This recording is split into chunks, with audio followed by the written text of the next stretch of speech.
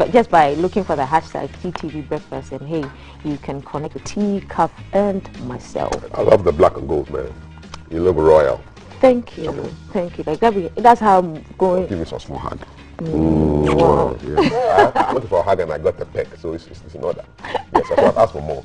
Don't be like a head bath or something. Listen, our good colleague here at GBC, Abdul Hayim Mumin, had a sit down with the Right Honourable Speaker of Parliament, the man in the middle of the whole E-levy, wala. We've got highlights, tasty highlights of that conversation. You'll find it right here on today's show. Okay, so that and a lot more to look forward to on the 4th of January 2022. This is show number 112 of the new hashtag GTV. Tell me the move. Yes. What on 150? We will reach this soon. We will reach this soon. In the name of God. Inshallah. Inshallah. Maybe so. Charlie, what is the nugget about this morning? You look all golden. What is the golden wisdom nugget all about today?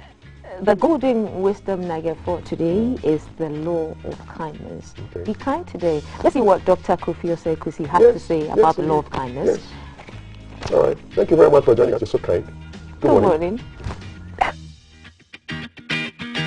Good morning, and good morning to you. Very exciting, very humbling to serve you the wisdom nugget for the day. I wish I could save you a lot more than the wisdom nugget. I could save you, yogurt, and I could save you bananas, and I could save you fruits and all of that. One of these days, I'm going to save you a lot more than that. But for now, it's the wisdom nugget. Today, I'm talking about the law of kindness. The law of kindness. Kindness is a law, is a natural law, is a law that has consequences. In other words, it's a law that has results. If you are kind, it comes back to you. And if you choose not to be kind, it comes back to you. And I know we all want to be kind, all right? Today, the law of kindness. Kindness is a sense of generosity. Kindness is a sense of giving. Kindness is a sense of thoughtfulness towards people.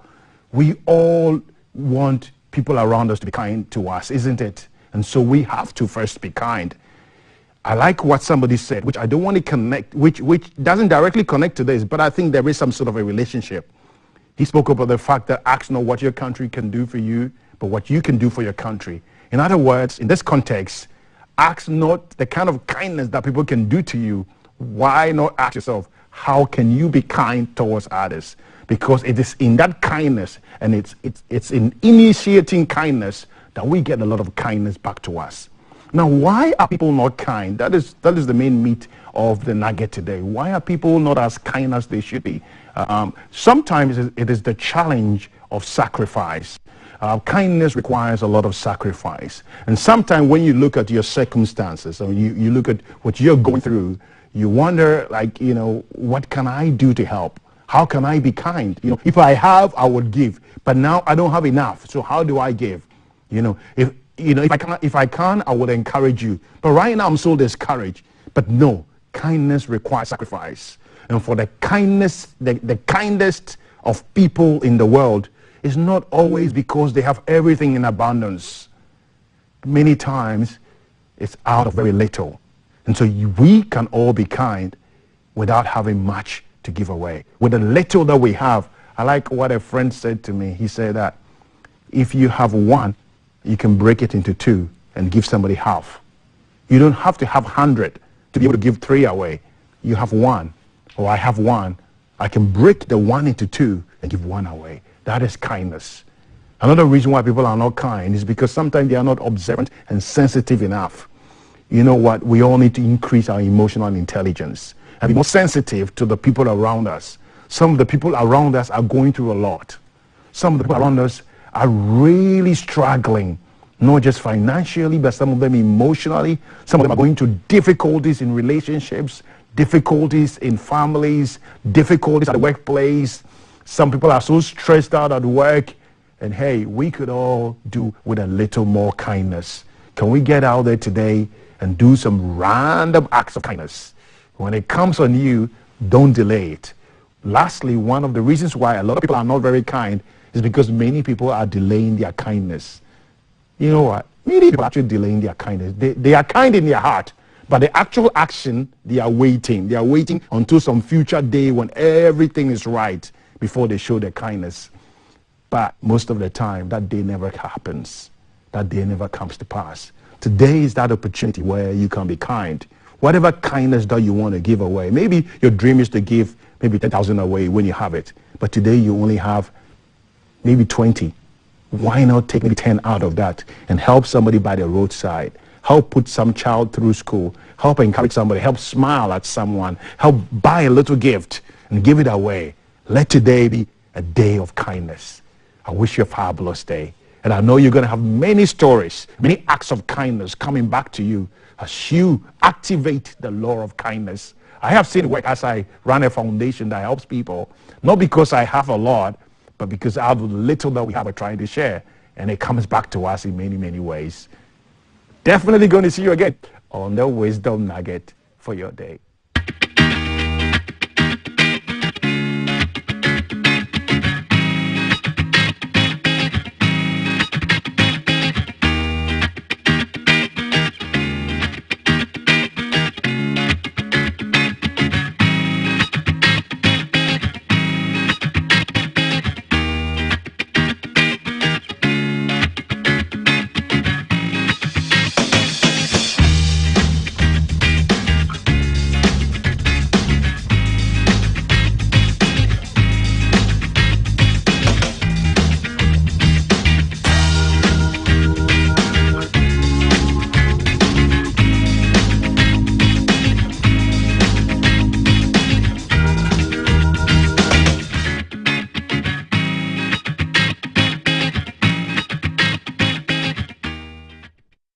Man, I was just checking those temperatures. 37 degrees in the northern part of Ghana. I mean, that's body temperature, man. 37.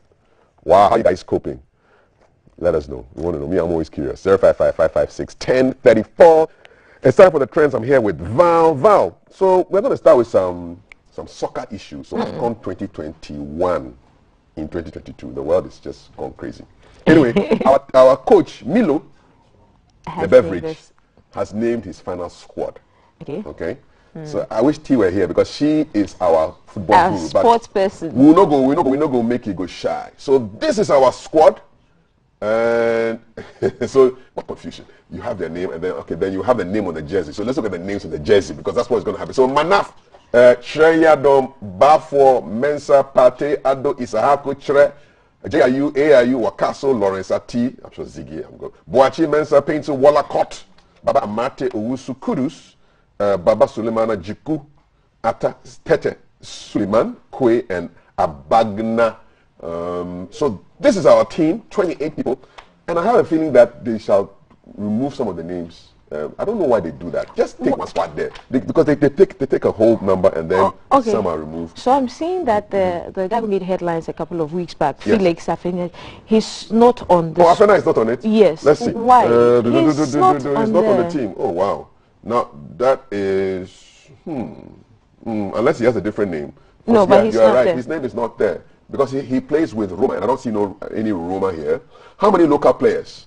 I'm interested in the Ghanaian team. So there's Real Tamale United 1, Accra Great Olympics 2, Accra Folk 3. Yes, that's it. And Dreams FC, Philemon Bafo, number 3. 4. Yes. So number 3, number 24, number 27, number 28. So these are the 4 teams playing. That Asna is not Glaucoma, sorry. That's practice.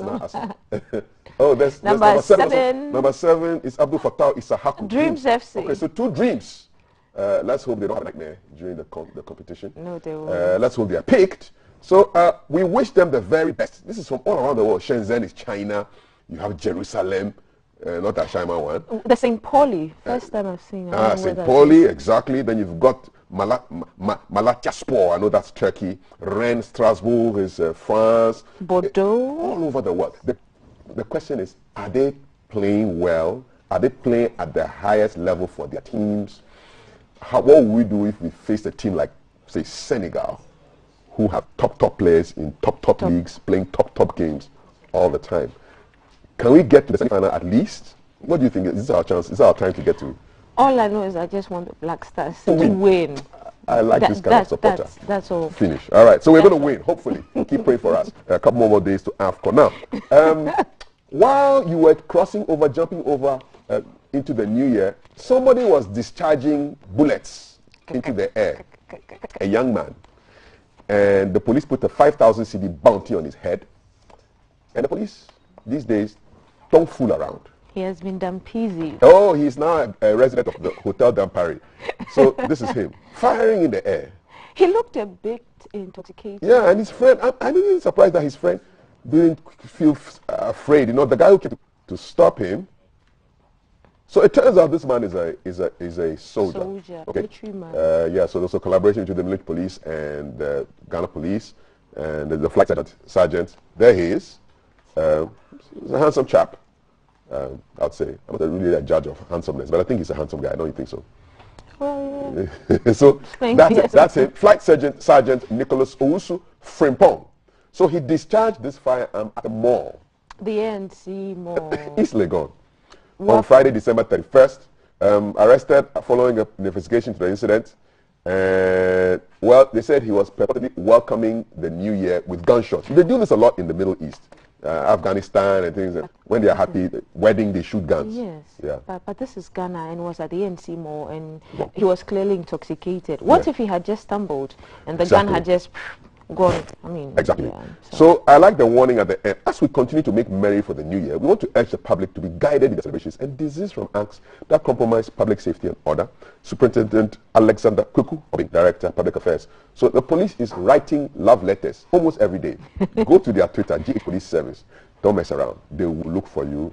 They will make you a guest of the Dampari Hotel. The Dampari Hotel. Hotel Dampari. There he is. That's the owner. Okay. All right. You're watching GTV Breakfast 6:21. Still to come, a conversation on glaucoma with Valerie and her guests. But let's look at the next trend. No child deserves to go to bed hungry. No child. So this is what is happening. I just need a couple of details on this. No, but then you know, as we go into the new year, per our theme for the 1st January, we are looking at new beginnings. And so this story sort of falls in line with what we are trying to do. Okay. I'm going to get the story for you. All right. Real so no quick. child deserves to go to bed hungry is something that we are focusing on this year as we start 2022.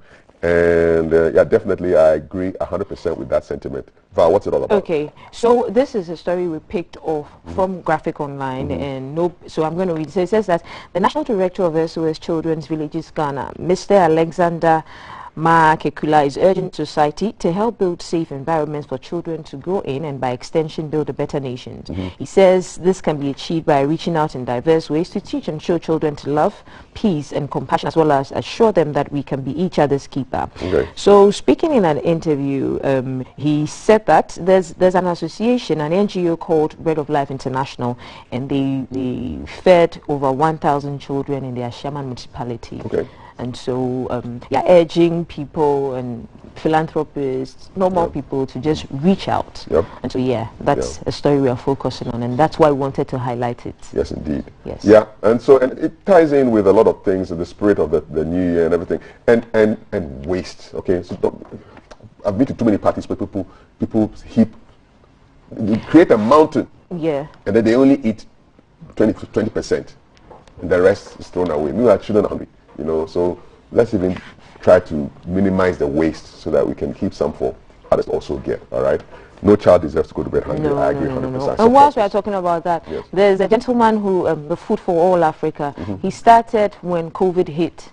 He's a chef, and then he started the association with other chefs who had been laid off, and so they came together, went around the mall soliciting for product provisions, like, you know, stuff like that, and then they set up camp, and then they fed almost all the... Like soup kitchen? Yes, wow. The whole of Accra, extended it. Wow. So yeah, wow. That's a Good shout job. out to Food for All Africa as well. Exactly, and when Father Campbell was at Christ the King, he used to do that every day, feed people, you know, feed people. Yeah. Great stuff. Now, Napco is trending. Last year it was trending because people wanted their money, and I still see messages, people telling you that they want their cash. So these are the Napco trainees in their beautiful outfits. What's going on with Napco? they all look happy here, but I am pretty sure that when something is trending in Ghana, so this is it. Hashtag Napco, hashtag Kufuado, worked for months. No stipends. Okay. My beloved, I've stopped communicating because couldn't meet petty needs. Christmas in solitude, New Year in emotional loneliness. What wrong did I commit to go through all this trauma as a young Ghanaian? All right, so instead of doing the needful and paying Napco trainees what to do them and fulfilling the promise of making them permanent, you are exerting your energy in attacking Hughes on air, who God bless, no one can curse. Hughes is John Hughes. Yes, from T3. yeah. Napco trainees were promised permanency, but now even their 4 months stipends have not been paid from September to December. Hashtag Napco, hashtag 2021 on the review. Colleagues in Napco complaining bitterly of delayed 4 months allowances because our leaders have been very insouciant. Okay.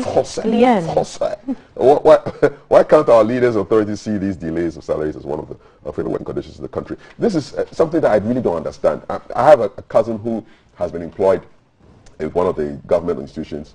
His letter came in August. He's not been paid yet. He says the money will come in February. I just don't understand it. You have the number. Pay the people. Just pay the people. Hashtag pay the people. Repeat after me. Pay the people. Repeat after me. Pay the people. Pay the people. Please. Constipation in the payment system is not allowed. All right. Constipation in your stomach, yes, if you eat too much bread. But please, pay the people. All right. Nice one. Okay. Last trend before we go to our glaucoma conversation has to do with COVID-19. So just in 10 days, the numbers have gone crazy. So on the 21st of December, we're around 3,000 plus live active cases. This is the latest figure. 12,422 additions of like 1,100 daily. The new cases are 1,067. Thank you very much. Yes. It's an improvement, but it's not that great. It was about 100 thereabouts. It's now 1,067. Look at the deaths. Red. 1,306. Recovery is a great figure. Recovering. Confirmed cases, but this is active, and if it goes up, there's going to be pressure on our facilities. So, guys, please, let's do the need. We know them. Protocols, all right. We know them. Just do it, all right. And the watch night and the Christmas chilling is going to contribute a lot to this. So please, let's keep it. You don't want to go lockdown. I didn't like lockdown in 2020. We can't go to lockdown. No, we don't want press out. We're still reeling from the effects of lockdown. Thank you very much. Yeah. So those are our trends, really. AFCON, police grabbing the firing chap. No child deserves to go hungry. Napco, people still unpaid in the new year. And COVID-19 active cases over 12,000. You're watching GTV and our sponsors. Yes. We are grateful to Awake Purified Water, Adoko Next Level Energy Drink, Shield Acrylic Paint, Lufat, responsible for the health check, and then Cheesy Pizza for giving us those amazing appetizers. The hashtag to follow is GTV Breakfast. We'll be right back. Okay. Live from GBC Studio 1, this is the Breakfast Show.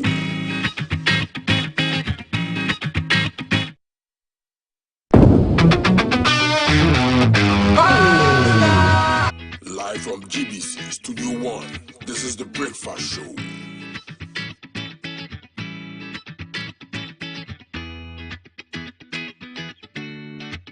Good morning, my neighbor. Good morning. Good morning, everyone. Good morning. It's a good morning, and we serve you breakfast. Not just any breakfast. Sizzling healthy. Yeah, all the time. Okay, let's take a peek. I brought my spine. There are certain things that we do to help the children with their brushing. And there's much more on offer on GTV Breakfast. You want it served buffet style? On-site restaurant. Complimentary breakfast? Off of your plate chicken vegetables. So in my lifetime, I haven't seen Ghana Black Stars win an African Cup. Can I show what is written on the back? Yes, definitely. Where's the camera? Just stand and turn. So what's your pleasure than Botras, yeah? At that time of the morning.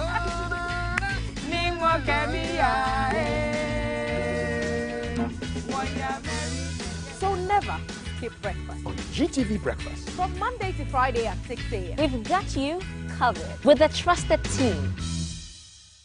Good morning, my neighbor. Good morning. Good morning, everyone. Good morning. It's a good morning, and we serve you breakfast. Not just any breakfast. Sizzling healthy. Yeah, all the time. Okay, let's take a peek.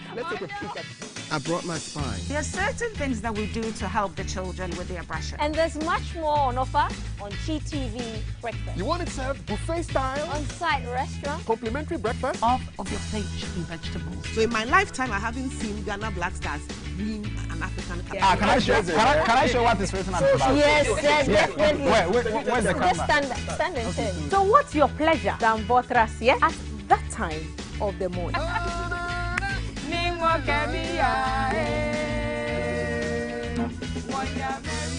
So never skip breakfast. On GTV breakfast. From Monday to Friday at 6 a.m. We've got you covered with a trusted team. Good morning, my neighbors. Good morning. Good morning, everyone. Good morning. It's a good morning and we serve you breakfast. Not just any breakfast. Sizzling healthy. Yeah, all the time. Okay, let's take a peek. I brought my spine. There are certain things that we do to help the children with their brushing. And there's much more on offer on GTV breakfast. You want it served buffet style? On-site restaurant. Complimentary breakfast? Off of your plate chicken vegetables. So in my lifetime, I haven't seen Ghana Black Stars win an African Cup. Can I show what is written on the bag? Yes, definitely. Where's the Just camera? stand and turn. So what's your pleasure than Botras, yeah? At that time of the morning. Against malaria, Lufat was endorsed as a production of the year at the Ghana Farmer Awards 2021. So today on the Health Check segment, we are going to be discussing glaucoma, early symptoms and treatment. You know that back in the day, we never used to pay attention to certain things. But lately, thanks to the good doctor in studio and other amazing health professionals, they are bringing things to the fore and it's forcing ordinary Ghanaians and the Ghanaian to look out for things that we didn't used to look out for before. That's why we are going to be discussing glaucoma. But first, we are going to take a quick break and get a little tips from Lufat.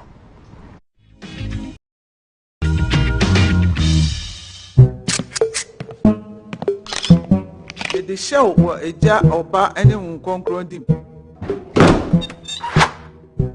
The groom is sick. What? Malaria. Malaria.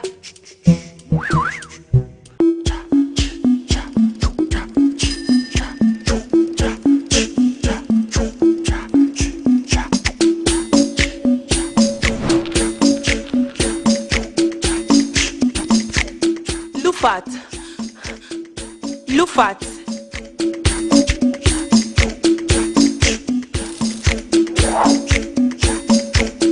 Injija wo malaria enka won to them. Lufat eye malaria rupe kope. And now you may kiss the bride. Entrance Pharmaceuticals and Research Center. And aye Lufat. Lufat e tu malaria sententem. FDA ahwehwe sa edwedie nkratoyi ajatum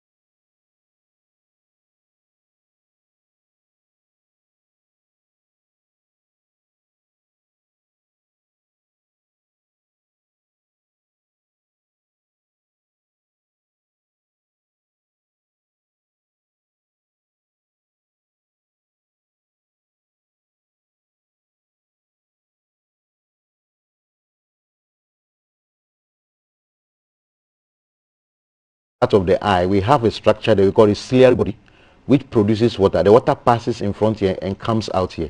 It passes here and comes out here.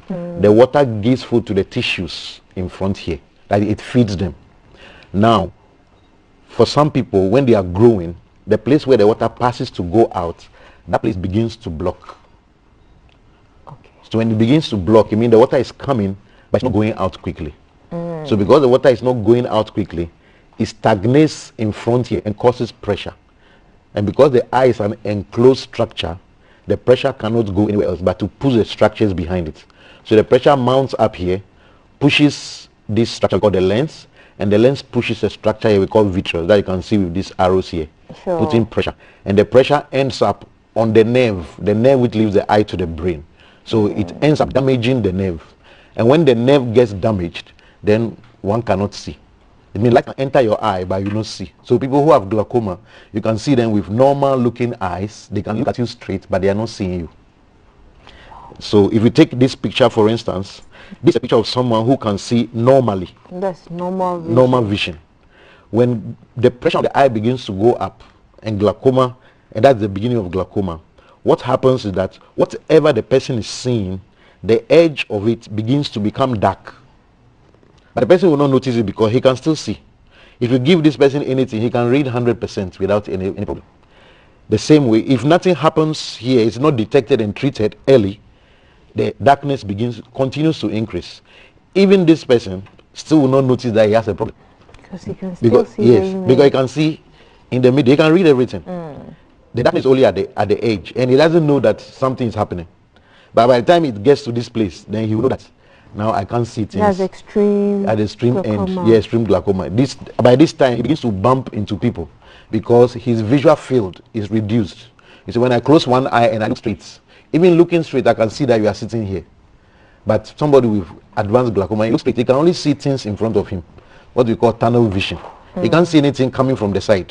So he can be crossing the streets and be knocked because he's not seeing any bicycle or car or motorbike coming. Wow. So some of those accidents we have on our roads are due to people who have advanced glaucoma and they can't see their sights. Yes. So Okay. that's how it is. Doc, this is very, very alarming. So the key thing is just get checked. That's how you're going That to is know. it. Get checked. Okay. Are there particular things that causes them, even though it's genetic, it's not genes, and perhaps certain foods, certain habits, lifestyle? Yes, glaucoma is primarily genetic, but there are some things that people do which can also cause them to have what you call secondary glaucoma. So we have primary glaucoma and secondary glaucoma. Primary glaucoma means that it is inherited, you are born with it, but it manifests itself as you are growing. Now, there are some drugs, especially eye drops, that people use, and these are steroid eye drops, which can be used to treat a lot of problems on the eye, including allergy. When your eyes are itching badly, very red, when you have inflammation on the eye is red and painful, we use steroid eye drops to treat them. But these steroid eye drops are only handled by the eye doctor because he has to check other things on your eye before he gives you the steroid eye drops. So somebody might come with maybe an allergy or a problem, and you give him a steroid drop, and it's comfortable. The next time he has the same problem, he goes to buy the drop.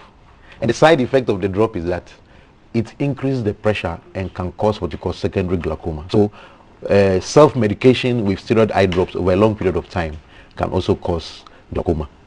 Then sometimes it's not intentional, but when you have injury to the eye, when something hits your eye, as I was demonstrating, there is water which is produced from the front and passes through, from the back and passes through the front. Yes. So when something hits you, it can close that gap. And when it closes the gap, then water doesn't go out easily. And as a result of injury, you can also get glaucoma. Okay. How about makeup? How about makeup for women? Makeup doesn't, makeup is outside. Okay. So the cause of the glaucoma, the water which is not able to go out, is inside the eye. Okay. So makeup will cause irritation of the front part of the eye, but it does not cause glaucoma. But just to mention also is that I said that glaucoma is a disease which comes when one is growing up. But there are children who can also be born with glaucoma. children can be born with glaucoma. Okay. By them, it happens that the passage of the water is closed right from birth. There are some anomalies which happen there, and so the water cannot move from the back to the front. Okay. And so when a child has glaucoma, because the child is growing, the eyeball is soft. So when there's pressure in the eye, it causes the eyeball to be big. So when you see a child with big eyeballs, you don't admire it. You say, wow, this child has very nice and big eyeballs. You have very beautiful eyeballs. It could be.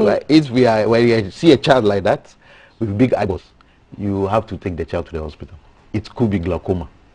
Okay. Because the child's eyeball is soft. The white part, what we call the sclera, is the skeleton of the eye. So when there's pressure in the eye, because it's soft, it keeps expanding. Okay. And when a child is not treated early, by the time you get to 3 or 5 years, the child could be blind. Wow. Do we have a lot of cases of children who are born with glaucoma? Oh yes, we do have. We do have. So once you notice such a thing, refer the person to an eye doctor. Even if it's not your child and you see somebody carrying a baby with big eyes, then the child could have an eye problem. Instead of admiring it. Yes, let's take it to the doctor. Okay. Doc, is there any connection between glaucoma and diabetes? Not exactly. Glaucoma, like I said, genetic, but when you have diabetes, sometimes it could make the glaucoma worse.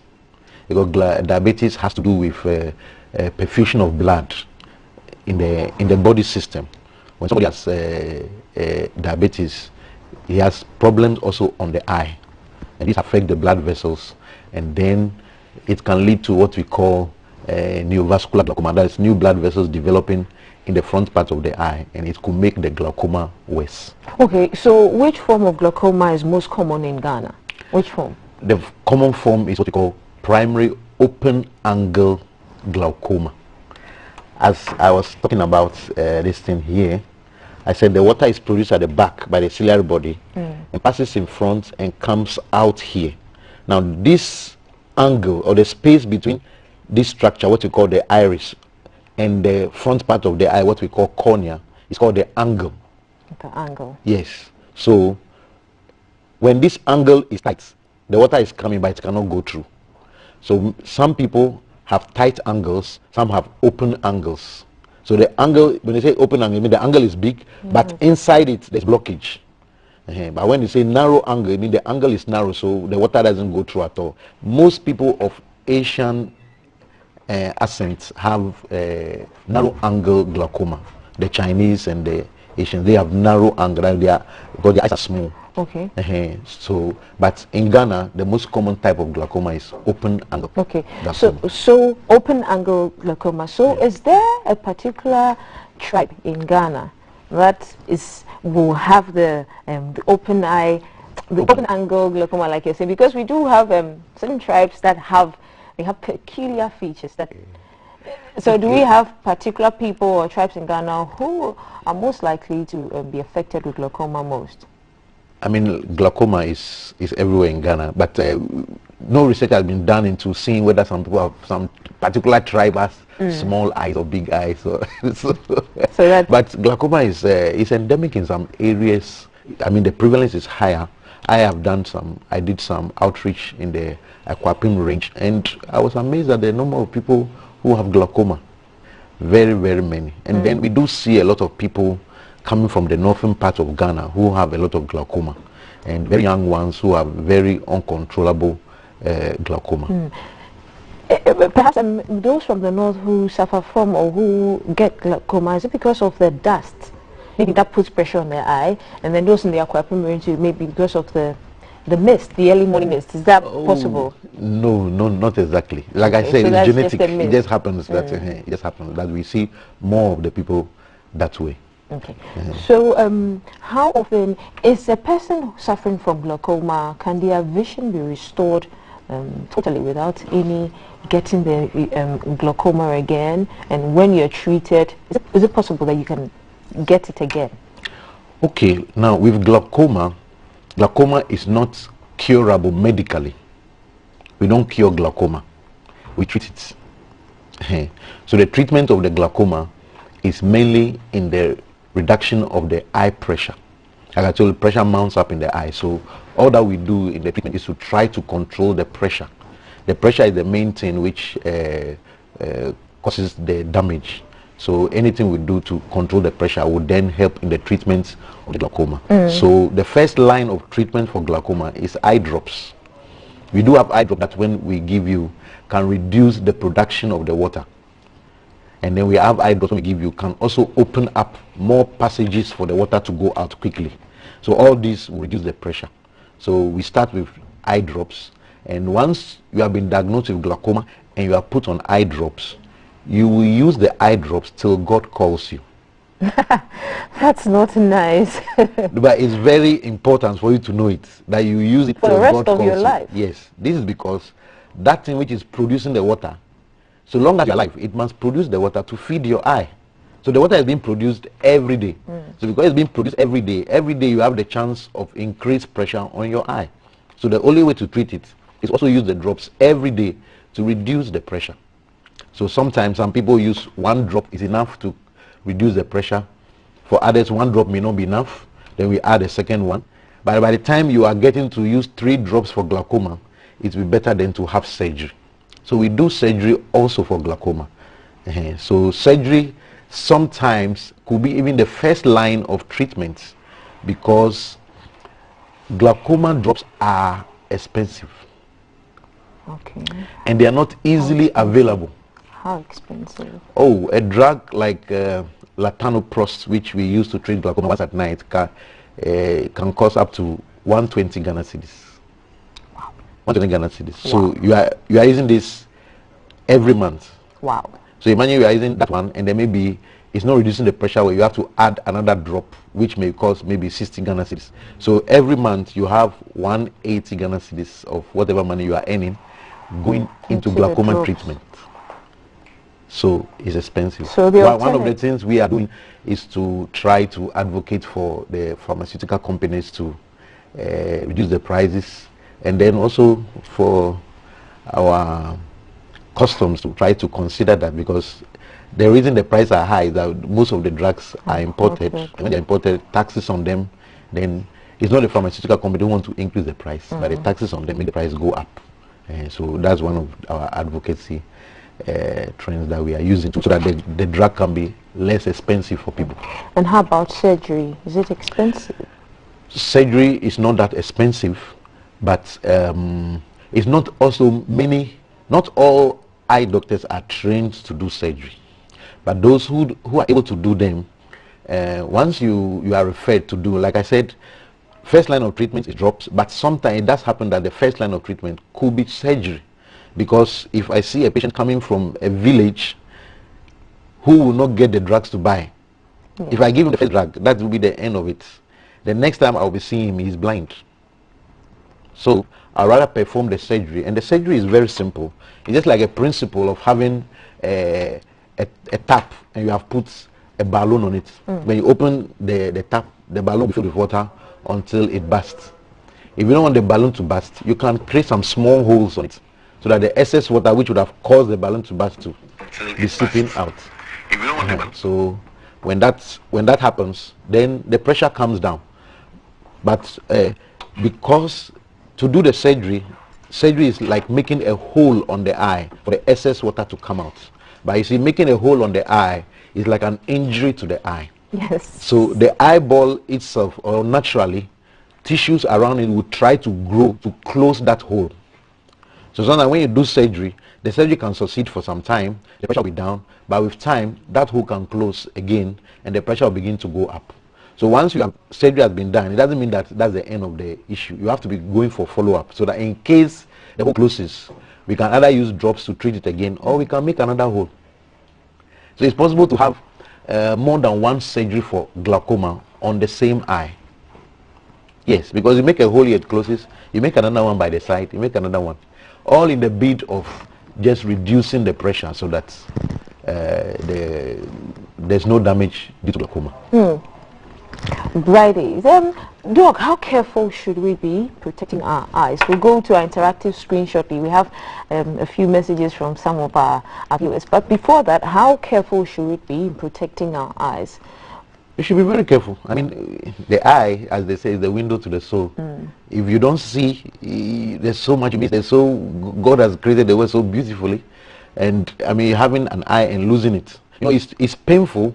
Sometimes when I get inverted comments excited when I see someone who is not seeing well and comes to me, because I think I'm in the position to help the person. And many times I'll be able to help, but when I check the person and it is glaucoma which is causing the person to be blind, then my hands are tied because the damage has been done already. So the only thing is that when you are getting to 20 years, get an eye check, and don't get an eye check from an optical shop. You know, we have places where they sell glasses. Some people will just walk in, they can't see well, they get a glass and they say, oh wow, my eyes are fine.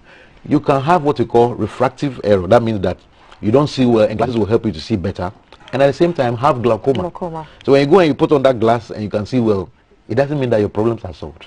And so you have to be checked by an eye doctor who can check the back of your eye where the glaucoma is, because wearing the glass will not do anything. And we have different cadres of eye personnel who are able to check. So like we have in Ghana, we have 4 cadres of eye personnel. We have the ophthalmologist.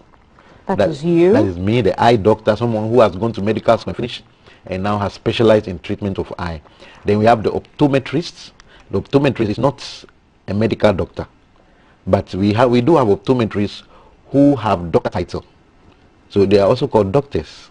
But if you do not know and then you enter an optical shop and you are seen by optometrists who just gives you glasses, or maybe cannot examine the back of the eye well, and you could become blind. We do have very good optometrists who then see you and can suspect and then refer. But there are a lot who don't refer because they also they call themselves doctors, and so they will try to treat you. An optometrist is not supposed to prescribe medicine. When he's working with an ophthalmologist, then he can do that. Then we have the ophthalmic nurses. These are nurses who work with eye doctors. They have been in the eye field for a long time. They are nurses, you know, doctors and nurses, they prescribe medicine. So an ophthalmic nurse can prescribe medicine, but he's not supposed to treat glaucoma. He can give you first aid, but refer you to the ophthalmologist so that you can get better treatment. And in case you need surgery, the ophthalmologist is then the one to do the surgery. Then we have the optician. The optician is the one, after they check you for glasses, he will cut the lens and put the frame for you to wear. So you have to know who you are going to. Otherwise, when you walk into a shop and somebody has a doctor title, you think that he's an ophthalmologist, and you just start treating them, you will have problems. Okay, we are going to go to CAF. We have a couple of messages from some of our viewers. CAF. Yeah. Thank you very much, Val. Good morning, Doc. Happy New Year. Same to you. So a couple of messages here on 055-556-1034. If you haven't stored that number on your phone yet, what are you waiting for? It's a new year. Resolve to do that. 055-556-1034. Aaron says, early signs of glaucoma. What are the early signs? And is it genetic? I know you said it's genetic. Yes. What are the early signs? Brief summary. There are no early signs. No early signs. So go By the time you are getting blind from glaucoma, it's already late. All right. How does old age contribute to glaucoma? Same question from Aaron. Glaucoma comes with age. It comes with age. So once you are getting to 20, you have to check your eye. Okay. Do dust and other elements in our environment cause glaucoma? No. They do not. And so thank you so much for those. There's more questions coming in. Can frequent allergic conjunctivitis lead to glaucoma? Is conjunctivitis Apollo? Apollo is part of conjunctivitis, but not all conjunctivitis are Apollo. All right, okay. So what is frequent allergic conjunctivitis? What is that? Yes, frequent allergic means that the person has inflammation of the eye all the time, the eye is red and painful. Yes, if one has frequent allergic conjunctivitis and is being treated frequently with steroids, that's what I spoke about. When you use the steroid eye drop, you feel very comfortable. But there are other drops which can be used to treat conjunctivitis. But if you use the steroid eye drop continuously for a long time, then you get what you call secondary glaucoma. Self-inflicted. Secondary. I hope there's no tertiary. Walter from Singapore, I hope you are happy. Simon from Attico. Please, my eyes always become red and I go to the hospital several times but still no change. That's a very broad question. What do you tell maybe you have to check who is checking you. Who is checking your eye? Yeah. Who is checking you? Okay. Yes. Does eating green leafy vegetables and protecting your eyes from the sun and awareness of family health history help you with glaucoma? Yes, family history is very important. I mean, if you have anyone in the family who has been diagnosed with glaucoma, then you have to check it more quickly because you have a higher probability of getting glaucoma. Okay. Good. This is Ernest Domfe. He says, can a cornea scar cause glaucoma or blindness? What is a corneal scar?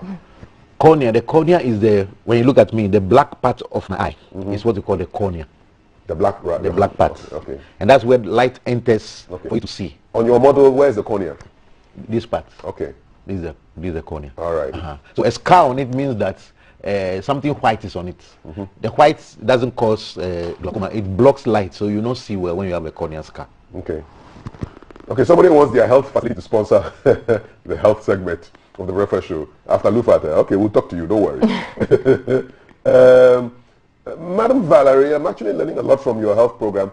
Please ask Doc how I can lower my eye pressure naturally. This is Stephen Maibi or Maibi in OT. Okay. Yes, people do have all sorts of and it's not proven. So I cannot tell you how to lower the eye pressure naturally. You check it. If it's good, if it's normal, you don't have to treat. Okay. If it's high, then we treat it. All right. Good morning. Can a 2-year-old child or a child of 2 years and 2 months get glaucoma? What's the earliest you can get glaucoma? Yes. A child is born with it. So when I was saying if a child has bigger eyes than normal, then it means that it could be glaucoma. So it's not like the child that is cute. Oh, big eyes, cute. Yes. No. Oh, Charlie, which kind of attack crime is? Okay, 055-556-1034. Are there any foods that could be causing glaucoma? I mean, what does the research say? Is gari, carrots, rice? These are my foods, right? You can eat them. I can eat them. Thank God for that. They don't cause glaucoma. There's no link between food and glaucoma? No. No food between food and glaucoma. So keep coming in 055-556-1034. Somebody's asking whether if you add Dettol to your water when you are bathing and probably when it enters your eyes, can it cause it? No, it will cause allergy. Your eyes will be red and painful. Red and painful. So carrots has got nothing to do with glaucoma? No, carrots is good for the eye. Okay. That's all. Carrots are good for the eyes, but it's got nothing to do with glaucoma. These are your messages. I'm up to date so far. 055-556-1034. Throwing the ball back to Valerie. Thank you, Gav. Yeah. So, Doc, how about the new trend coming up? Not the medicated eye lenses. The new trend coming up where it's fashionable to put contact lenses into your eyes, the colorful ones. Is it safe? I wouldn't say it is safe because anything that you put on the eye, God created the eye for you to see naturally with it. So you must be happy with your eye color. Why do you want to change it? So if there are people who have very high refractive error, that means that when they wear lenses, their lenses are very thick and so they don't look very good in them. Those are the ones that we can recommend to wear contact lenses so that they don't wear funny glasses. But if you can see naturally, and why would you want to put something? Anything you put on the eye is a foreign material. Number one, your eye can react to it. With time, your eye can become red and itchy. And then if you put on a contact lens and dust enters it, and the dust goes under the contact lens, it will cause an infection. And there are contact lenses that you are not supposed to sleep with. They are contact lenses for the day. So when you come home in the evening, you have to remove it before you sleep. And then maybe you get home and you are very tired. You just hit the bell. You want to rest before long. You are gone. And when you wake up the following day, you have problems. So contact lenses have their own problems. So people with contact sometimes get infection on the eye. And the infection will then lead to a corneal scar, as somebody just mentioned. Yes, and when you have a corneal scar, light will not be able to enter your eye well. So your vision will be permanently reduced. Wow. So I would recommend contact lenses for people who have high refractive error, but not for cosmetic reasons. Purposes. How about eyeglasses? When you're working in the sun, it's fine. Yes. So eyeglasses are recommended. Eyeglasses recommended. Contact lenses, no. The good doctor says. Doc, where can we find you? How do we reach you? Oh, I'm at Jerome Eye Clinic. We are on the Spintex Road. Apart from, I'm also a specialist in glaucoma and retina. So when I trained outside, when I came to Ghana, I was so amazed at the level of the incidence of glaucoma. So many people having glaucoma. And then I had to go and do some extra training so that my glaucoma surgeries could be better. because we are here to help. And so there are people who say that glaucoma cannot be treated surgically. It's not true. So glaucoma can be treated surgically. In Africa, in most places, surgery is the first line of treatment. Like I told you, I once worked with a professor from the US. He came at that time I was working at the military hospital, and we saw a patient coming from one of the villages, and one eye was almost blind, and the other eye was okay. And the professor, in an advanced country, you go straight for the eye which is almost blind to try to protect it. I said, no, we don't operate on the eye which is almost blind. We operate on the good eye. I said, why? The dynamics are different, because if you operate him on the eye which is almost blind, he's not going to see any difference, and he will wait for the better eye to become blind. So we operate the better eye, so that even if the other one becomes blind, it's almost getting blind already, he can keep one eye. And believe you me, when we operated that person, he never came for review again. He came for review after 3 years, and just like I said, the other eye was completely blind, but the one we had operated was what was keeping him. And he didn't come for review for glaucoma. He came because something else was worrying on the eye. Wow. So if you had left him, just giving him drops or maybe operated the west eye, he would have come back blind. I've seen people like that who sometimes we have done even cataract surgery for them. You know, you can have cataract and also have glaucoma at the same time. So every disease can be combined with glaucoma. So glaucoma is not just one disease on the eye. You can have other problems of the eye with glaucoma.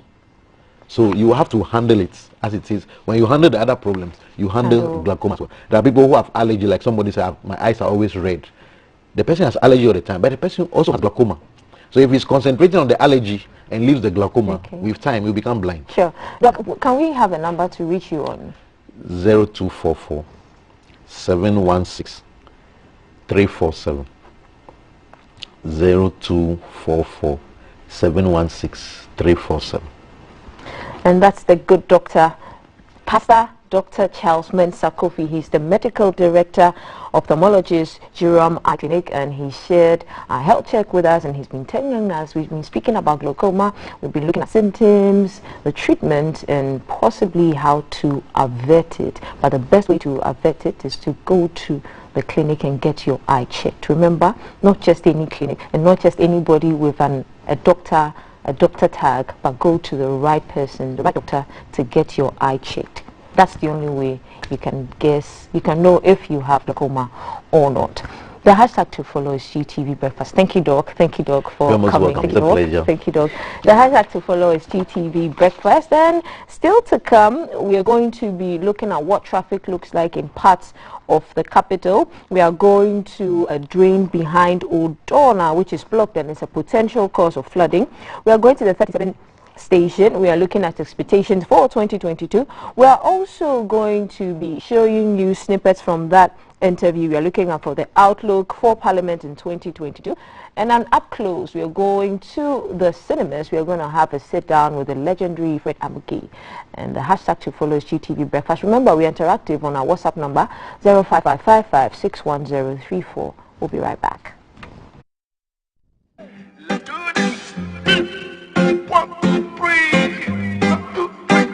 Six above.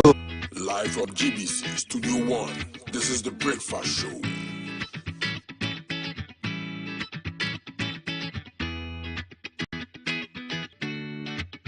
Morning, my neighbors. Good morning. Good morning, everyone. Good morning. It's a good morning, and we serve you breakfast. Not just any breakfast. Sizzling healthy. Yeah, all the time. Okay, let's take a peek. I brought my spine. There are certain things that we do to help the children with their brushing. And there's much more on offer on GTV Breakfast. You want it served buffet style? On-site restaurant. Complimentary breakfast? Off of your plate chicken vegetables. So in my lifetime, I haven't seen Ghana Black Stars win an African Cup. Can I show what is written on the back? Yes, definitely. Where's the camera? Just stand and turn. So what's your pleasure than Votras, yeah? At that time of the morning.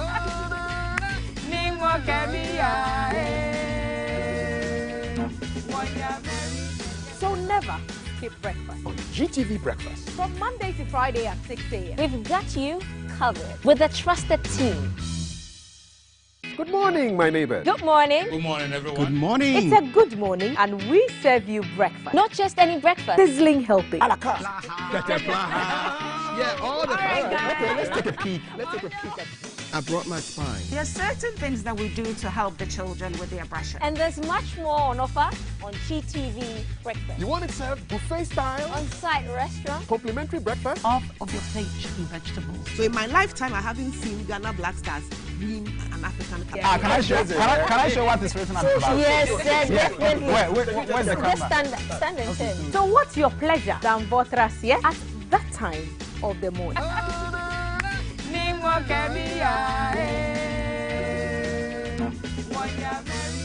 So never skip breakfast. On GTV breakfast. From Monday to Friday at 6 a.m. We've got you covered with a trusted team.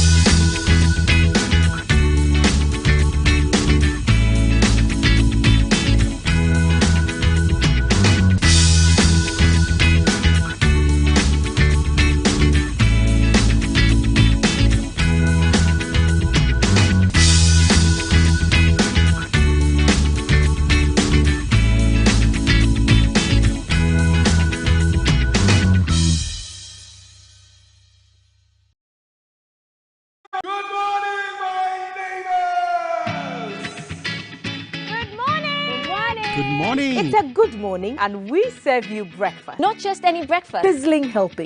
And there's much more on offer on GTV breakfast. So what's your pleasure than Votras, yeah? At that time of the morning. You want it served buffet style? Complimentary breakfast? On-site restaurant. Or room service? We've got you covered From Monday to Friday at 6 a.m. with a trusted team. So never skip breakfast. On GTV breakfast. Live from GBC Studio 1, this is the Breakfast Show.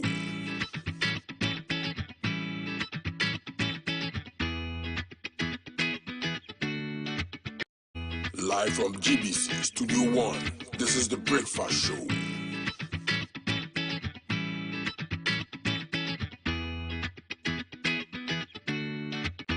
Live from GBC Studio 1, this is the Breakfast Show.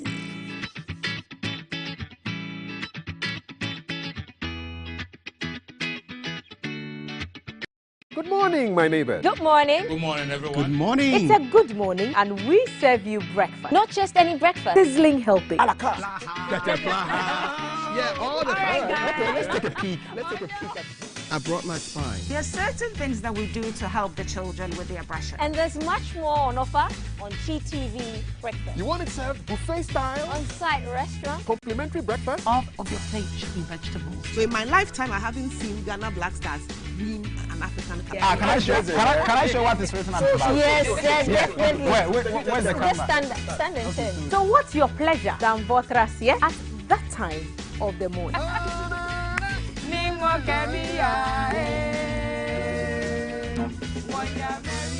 So never skip breakfast. On GTV breakfast. From Monday to Friday at 6 a.m. We've got you covered with a trusted team.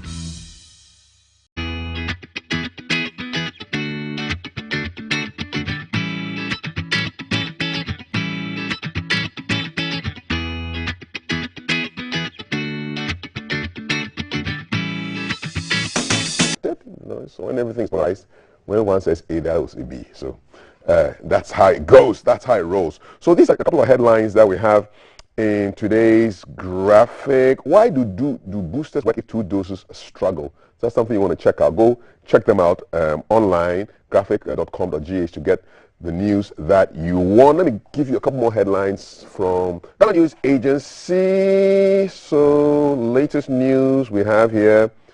Benchmark value reversal. Timing is wrong. Let's engage. This is GUTA. GUTA is the trade association. All right.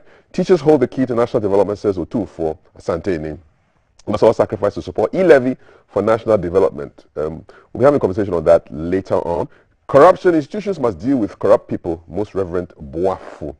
And let's espouse truthfulness, honesty, and patriotism, says the Asante.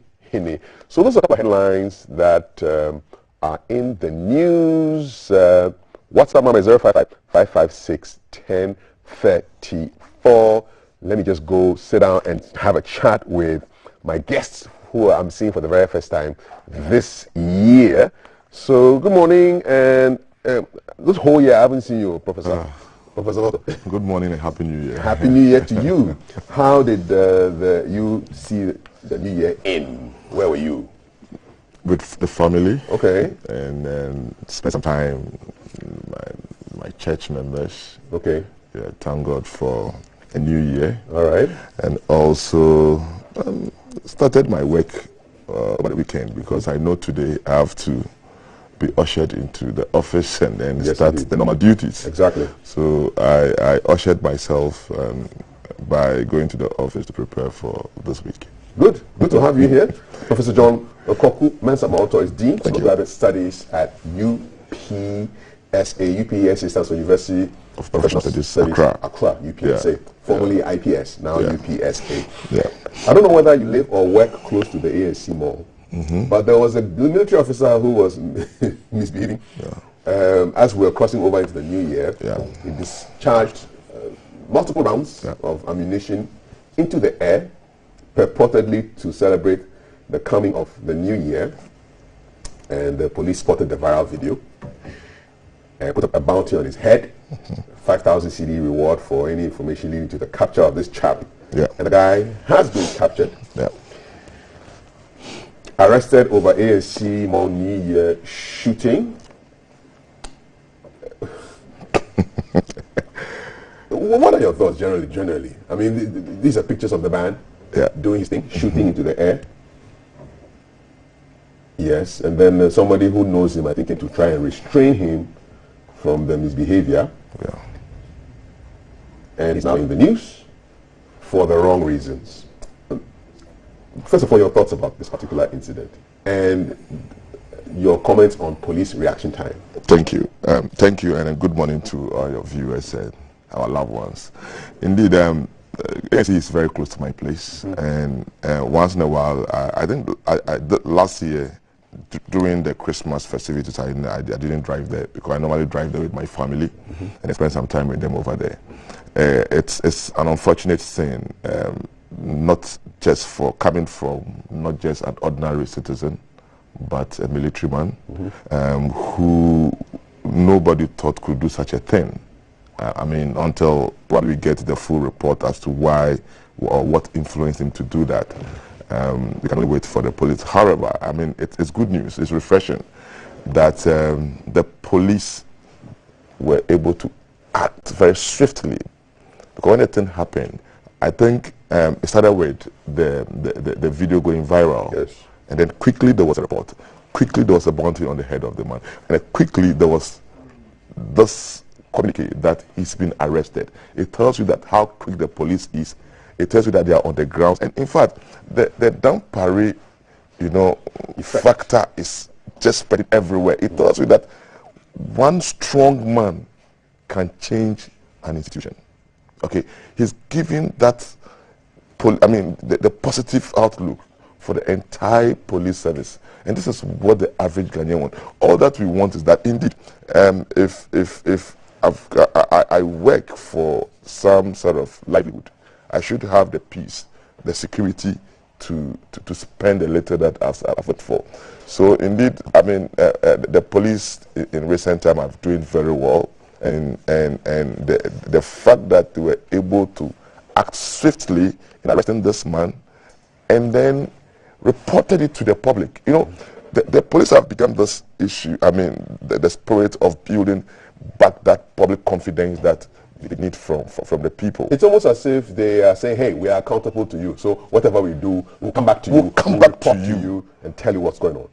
And I really commend the police PR in recent times. You know, they don't delay. You know, normally when you delay in, I mean, communicating, it gives room for this rumor, I mean, mongering all over. But within hours, you see, I mean, they reported to us, look, this issue, we are going to investigate it and get back to you. The next moment, the videos were out, and then the picture of the person was out there. It's unfortunate a police officer, I mean, a military army officer, one of the most disciplined institutions in this country. And it is rare that you hear such things from military officers. It also tells you that some of the things that we hear, that I mean, there are a number of unscrupulous people, I mean, getting, I mean, enlisted into the military, and I know that they will work things out to ensure that some of this thing will be curtailed. But the most important thing is that he's been arrested and will be interrogated, and then we are expecting what will happen to him. Okay. Flight Sergeant Nicholas Owusu Fripong, that is his name, and investigations are continuing. Police are guiding us to be guarded in our celebrations, and this is from acts that compromise public safety and order. What do you think of the timing of the release from the PR with respect to people making so-called prophecies and causing fear and panic? Do you realize that it had some kind of effect on the utterances of these religious folk at the end of the year? Oh yes, at least we've been saved from the numerous end of year tension. Okay, where you have, you know, I think about 2 years ago, when there was this prophecy about the chief imam, and then there was some reprisal attack by some community youth. Yes. Okay, I mean, within the church premises of the one who made that prophecy. Yeah. It tells you that, you see, in as much as we are Christians, in as much as we are very religious, we need to be very circumspect when it comes to how we pronounce and publish prophecies. I have listened to prophecies from my infancy, and I mean, those days you go to church, in the course of the church you have individuals prophesying to members. It seems that the whole thing has changed, and I like once again the damper effect. Look, make sure that there's peace and order. Maintain peace and order in this country. So at least they know that there's law in this country. I thought they would have prophesied this time, and by daring the police. And you see, once again, the PR. You know, PR in organizations play critical role. Tell the people what you stand for, and tell the people what you intend doing. When this pronouncement was made, we were all expecting that somebody would dare the law, and indeed, they complied with it. And we are not yet discussing the death of people, the death of prominent people in this country. And the question is, why is it always the death of some prominent people but not the average Ghanaian? You know, indeed, I respect prophecies, my brother. I respect prophecies. Look, prophecies, we all know, are the words of God that comes through human beings. Okay? So it's not something that I downplay, but manage it effectively so that it will not be a curse onto this country. Can you imagine if the chief imam have not come out 2 years ago to have asked the youths to be a bit, I mean, to restrain themselves from it? Yeah. Do you know how this thing would have escalated? Okay, and we all know how sensitive religion is, and we all know how sensitive, I mean, some of these statements, I mean, go down there to cause so much confusion. Yeah. I'm happy the police have done the right thing, and this is what I expect from them. When people try to abuse the law, when people try to abuse other people's right, it's incumbent on the police to ensure that they are put right And look, the Dampari effect is working. It's working, my brother. And one of these gods of men tried to rebrand Ghana and give us a whole new different name for the prophecy to fly through. Others were issuing disclaimers before they acted their prophecy. One of them actually said, as of this year, you won't talk too much about about prophecies. Thank you. So there seems to be some. And even I also read of another reverend mocking his colleagues. Say, if you like, try it and see. Try it and see. You will go inside. Yeah. And you know, I read this news that I think some of them were called by their mother unions, like the Ghana Pentecostal and Charismatic, association, about this, the way a manager have to manage their prophecies. And it seems it fell on deaf ears. And if the police have to come in and ensure that there's order in this country, I think so be it. And you see, indeed, we now live in a country where some of these men of God who think they're so powerful and they can do whatever they want to do without, any recourse to how it affects other people's lives, at least they'll tone down. And there'll be some level of decorum when it comes to managing information. And some of these things, it's about education. Okay, they must know the effect of it. Nobody's restraining anybody from prophesying, but to manage the prophecy. Look, Kafi, if you're a professor, you're a prophet, what I expect from you is that if you are saying something about me, please come and tell me. It's not even, you should be very mindful to tell me in the presence of my wife. I hope I get that picture. Because there are some issues I think I need to manage it myself. But it's a situation where suddenly, from nowhere, people are publishing prophecies about individuals who are even yet to know what the issues are. At least look for the person, tell the person in privacy, so that if there's any prayer, but it's part of the one of the tools some of them use to publicize their work and tell the whole world that indeed they are powerful men of God. So it's promotion that is a profit. P-R-O-F-I-T. Branding. It's branding. All right. So and it shouldn't be at the peril of this country. I guess maybe some of your graduate students in marketing may want to take it up as a research topic. The marketing of religion in Ghana, West Africa, Ghana's test case. That is very true. Gods of men. That is very true. Yes, indeed. Yeah. In case you just joined us, I have a conversation on the news making headlines. My guest is Professor John Koku Mensah-Mauto, Dean of the School of Graduate Studies, UPSA. First story we looked at was the police action over the military man who was discharging some live rounds into the air at the ANC Mall, East Legon, Accra. He's been arrested. Investigations are ongoing. You want to comment on it, send us your messages to 055-556-1034, 055-556-1034. Still to come, highlights of a conversation that my colleague Abdul Haim Mumin had with the Right Honourable Speaker of Parliament. He dropped a lot of interesting information, and we'll be bringing that to you on the show in a while. But let's go to our next story. It has to do with COVID and cash, because in today's graphic.com.gh, there's a headline: COVID-19 Trust Fund debunks allegations of misappropriation. I'll read you a couple of highlights of the story. So the Board of Trustees and Management of the COVID-19 National Trust Fund have dismissed allegations that they have misappropriated funds donated to help fight the spread of the coronavirus. So there's a claim that the trust fund spent more than 250 million cedis to buy hand sanitizers. That was a claim. But the administrator of the fund, Dr. William Asare, says that as of December 21, the fund had received cash contributions of almost 60 million cedis, an amount that is lower than what was quoted in the allegation of 250 million that was spent supposedly on sanitizers.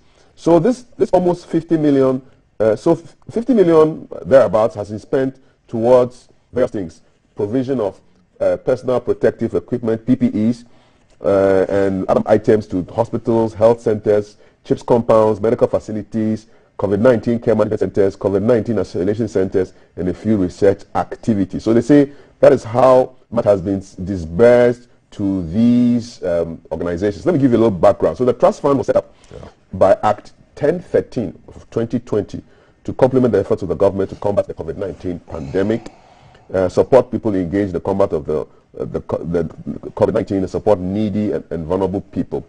As at 21st December, almost 60 million CDs has been received, and then they've done some disbursement issues. First of all, your thoughts on this? Okay, I think I have ever commented on this before by sending a caution to this particular setup when the MP started by asking for accountability, followed by the citizenry. And you know, sometimes you look at the caliber of people in there and you expect some sort of apt response to some of this.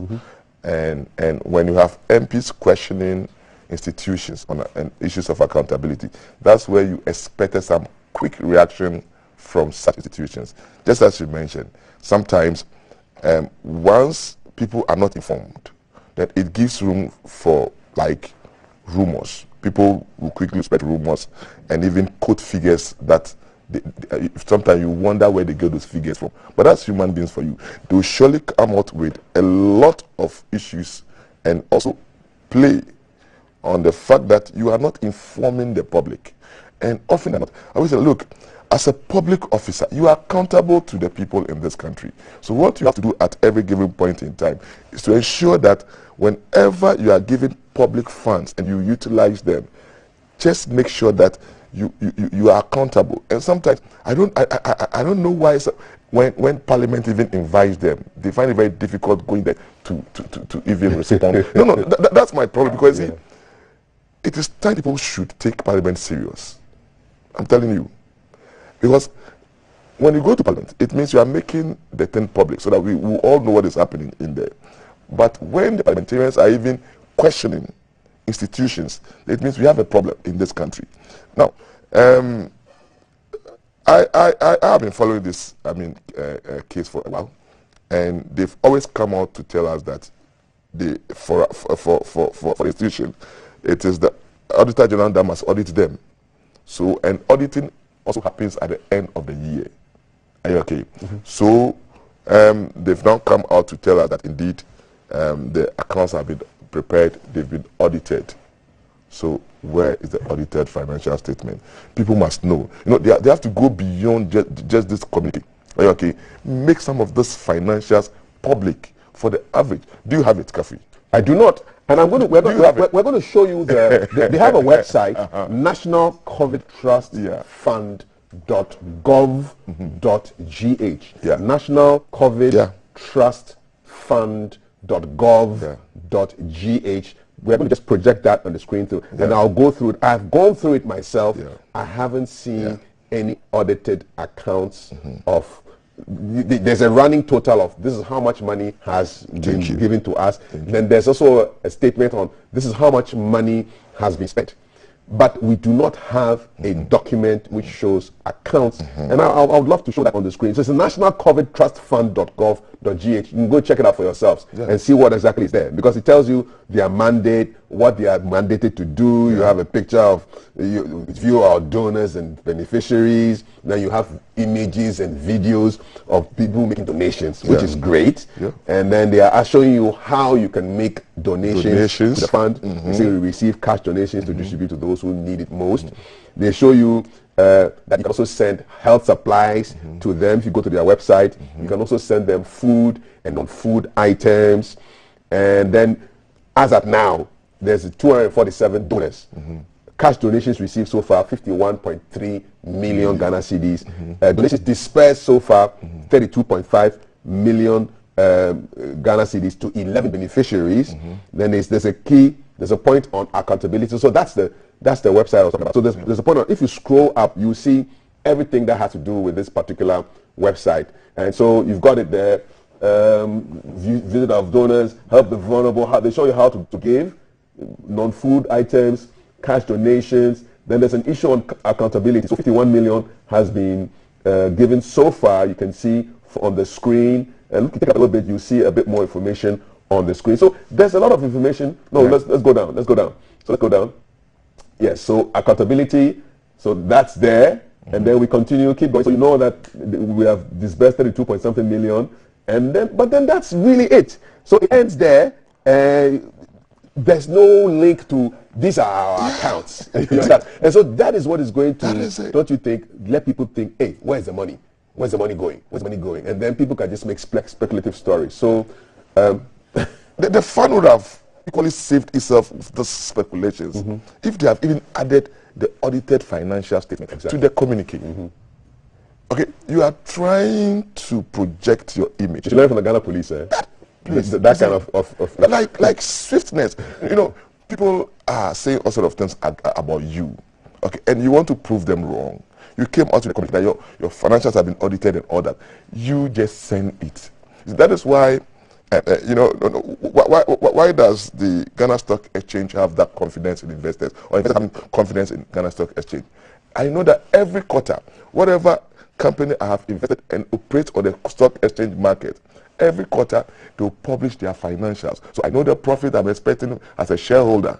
Okay, and you see, the funds that were utilized were contributed by Ghanaians. It's a public fund. So at least if you are calling for accountability, just be transparent. Let us know what the issues are. But nobody's, and you see, once you leave that gap, okay, the people will be speculating. And the rumors will now start setting in. And look at the caliber of prominent people on that board.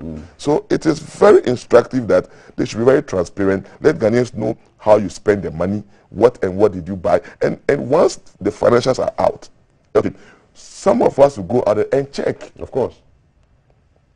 So when it's time for the average Ghanaian of such information, what it means is that to continue to speculate, and your image is at stake.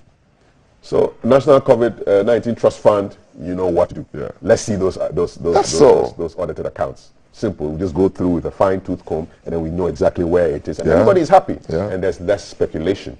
You're watching GTV Breakfast. My name is Kafui. My guest is Professor Moto, and we are looking at the headlines. What's number is 055 556 1034 055 556 1034. So come, Val sits down with veteran actor Fred Amugi. There's a new film project that he wants to share with you, and you may want to go to the cinemas with him, but that's to come in a short while. For now, let's look at another story. This is time from the Ghana News Agency, and you can find them online at gna.org.gh. Benchmark value reversal. Timing is wrong. Let's engage, says GUTA. GUTA is the Ghana Union of Traders Association. They've been in the news for quite some time now, especially dealing with Ghana-Nigeria trading relations and the presence of Nigerians in retail trading. But this time they're talking about the timing of the implementation of reversal of the benchmark value policy, asking government to engage stakeholders. So their argument is that the immediate implementation of reversal will lead to economic hardship for Ghanaians, especially during this fourth wave that we are experiencing of the pandemic. So Dr. Joseph Obing is the GUTA president. He says, and I quote, "The prices of essential commodities such as food, pharmaceuticals, and others will be extremely unbearable for the consuming public, which will also affect turnover and volume of trade in the country, thereby collapsing businesses." So he's asking government to do the timing. So give us a background. What exactly is the benchmark value, and why should you and I be concerned, Professor Walter? I think we've discussed this issue in this studio on several occasions, and we've said a lot of caution to all parties involved, especially GUTA, AGI, and then the government. The AGI is Association of Ghana Industries. What is the benchmark reverse? Okay, so you see, there are some products that the government reduced some levies. Okay, they were itemized. Itemized products some time back. Now it's going to be reversed again. That look, this time, even from the posture of the government, it's not about revenue. It's about protecting local product, Ghanaian manufactured products. But the problem I have met GUTA on a number of their reps on a number of platforms, and they are very, good concerns. Now look, some of the products you tend to protect the local industry because if you have the capacity to produce and then meet the demand within the shortest possible time. So let's engage. What kind of products would that be? So let's look at pharmaceuticals, some of the medicines that they import. Are you okay? Now, the question to ask is, in the event you levy some of these products, you increase the levies just to discourage consumption of foreign goods. Does the local, companies here have the capacity to meet the production needs of the people? If the answer is no, then you will not achieve that aim. What it means is that it will translate into increase in the pricing of such products, and then will not translate into inflation. Have you realized how swift information is? Now, we are here to even implement this particular policy. However, because of how information flows in there, people must protect some of their businesses. So before implementation, prices have already started increasing already. Are you okay? So it tells you that we are now in that crossroad where we need to look at this policy from a very realistic point of view. Get a product in question. They are manufactured in this country. Are you okay? And some are also imported. So it's a fight between importers and then our local industries here. And the government wants to protect the local industries. What it means is that some of these products, just get the data. Analyze the data to see whether indeed our factories have the capacity to produce them. If not, then the end result will be disastrous for this country. So when they reduce the benchmark values, what would that mean for an importer? So what it means is that now those levies will be what? Reimposed. And then the cost of the importation of such product will go up. Okay. And then that would translate into So if the prices of those importation goes up, what it means is that we are protecting the local industries because they will be relatively cheaper. Yes. But the question is, can they meet the production demand of the people? If not, then that particular policy, the intention will never be met. So what would be a good timing if you were to advise the government? What would be a good timing? Meet all these stakeholders and look at data. Data is very, very important. Look, as a country, if you don't know the manufacturers of these products and their number of output periodically, then we still have so much work. But can we get that information from the Association of Ghana Industry? So that's as a country, if you don't have this, if you don't have such data to analyze and to make informed decisions, they have a problem. So they need to look at data and then juxtapose the data with the various outputs and then compare it with the importation as to whether indeed these members of AGI have the capacity to produce all this product. If not, then it will bounce back to myself and you. The final consumer will have to suffer. It will translate into inflation, high inflation.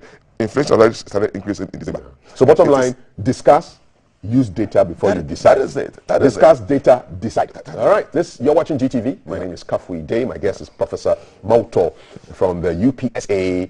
We're looking at the stories in the news. How are you affected by these stories? Are you a trader? Are you an importer? Are you a domestic manufacturer? Are you curious about the COVID-19 funds? Are you happy that shooting soldier has been arrested? 055-556-1034 is our WhatsApp number. We're going to be keeping an eye on what's going on in town. And Valerie is going to be my wing girl to do that and make it happen. Gladly, gladly, Cav. I'm flying to the Odorna drains. I'm flying to the Odorna drains. And so on my side, we're looking at the Odorna drains. Alan is already on standby there, and from the pictures that he sent me already, we have lots of sand and filth in the drain, and we're keeping an eye on that. So Alan is on my screen, and he'll be behind me shortly, and we'll look at what's happening with the Odorna drains. But remember that the show is interactive, and you can send us your comments on all the conversations we've had so far on our WhatsApp number, which is 055-55-61034, or on our Facebook which we are streaming live, and you can find us on as the Ghana Broadcasting Corporation on Facebook and YouTube. We are streaming live, so we are going to the Odorna drain now, where we have reports that there's a lot of filth and sand in the drains, and so Alan will be on my screen shortly. The show is made possible by Awake Purified Water. Remember that every time you buy a bottle of Awake, a fraction of that goes to the Cardiothoracic Center. And then it's made possible by Adonko Next Level Energy Drink, Shield Acrylic Paint, Lufat, responsible for our health check segment, and then Cheesy Pizza, responsible for giving us those sumptuous vouchers for you to take your pizzas. And the hashtag to follow is GTV Breakfast. That's the hashtag to follow. We're having conversations. Cuff is sitting down with the prof, and they are talking about stuff that's trending in the newspapers and online. So we encourage you to send your comments to our WhatsApp number. The WhatsApp number is 055-55-61034. Cuff. Hi. Before Alan comes, maybe you want to ask the prof, does he have any New Year resolutions? Did you ask him that? Okay, I think I shall do that. Good question. You do resolutions? What else we wait for? You do? Yeah. So, okay. You when do you normally do it? I normally will ponder over a number of issues before the year ends. And this year, one of my resolutions is to complete some of the books I've been writing for the past 10 years. Nice. Wow. Past 10 years. Oh, yeah. Nice. That's a long pregnancy. Yeah. Wow. What are the topics? What are the areas that you write on? Yeah, I have about a 70% completion rate of financial accounting, financial management, and management accounting for decision making.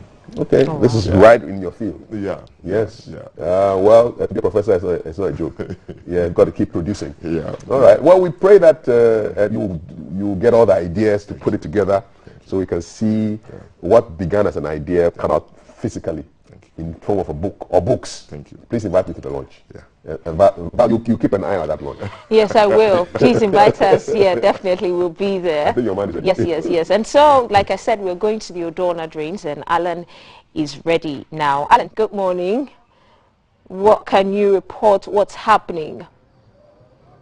Okay, I see a lot of filth. Hi.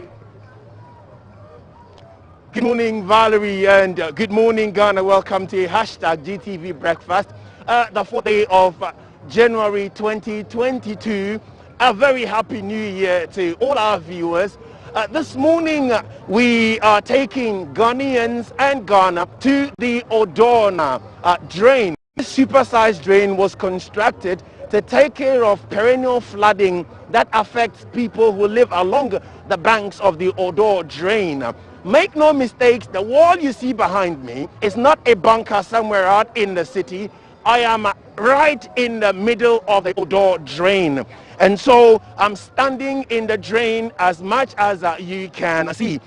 This drain has not been desilted for a long while now. And so it's been filled with sand. And as you can see in your shot, a man coming down on a ladder trying to get to me and try and speak to me about how this drain affects them. What you can see in the distance is the paths of the Odor River, and on the one side what you have is a little allowance or free-flowing water, and then to your left what you have is a completely blocked drain, and this is what causes the perennial flooding whenever it rains. Because of the pile of sand in the drain, water is unable to flow freely, and this would cause a spillover. And so all who ply their trade or have their homes on the banks of the Odor drain will have to be affected by the water as it spills over. Another use of the sand that has been piled up in the drain is unfortunately it has provided for people who live along here to use this as a means or a place for open defecation. I have been joined by a man who has a store along the drain, and I'm going to be finding out from him how this drain affects them, especially in this state. Eja me pacho me mache. Yaja father. Me pacho apomu te say. Apomu ye pa. Me ma official pants. Afin so ko beto ye. Me pacho wote eye nsuya no eye adwuma. Mete nsuya no be say 34 good years ni me de ko power ya.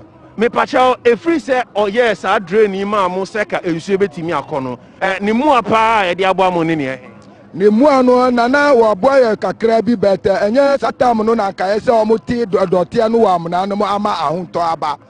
By this time from December to January we know and I say almost start adwuma no more who baby insobonka na e di insona be form odo wo cycle ha no na nka omo nya no sa omo wa ho no September August September no na maba no mo be sisa dote na gu ho bet that time no and na inso no eto wo coastal aye forest no so na inso na free abe form inso no e wo krom. In so way Odorna, and so baku 5 and a form me da se master uti hey se ensuoni yiria ya na etimo sen sa ensuoni yiri wa ha ya nyina ye dia bobo me nyangona ni ba mi ne majore se si asa nya mi wuo no na ya ensuo na de bia mi firi mu ko me da se. And so as he's explained, this is not a mean feat for any body. You need to know how to swim in order to live close to the Odorna River.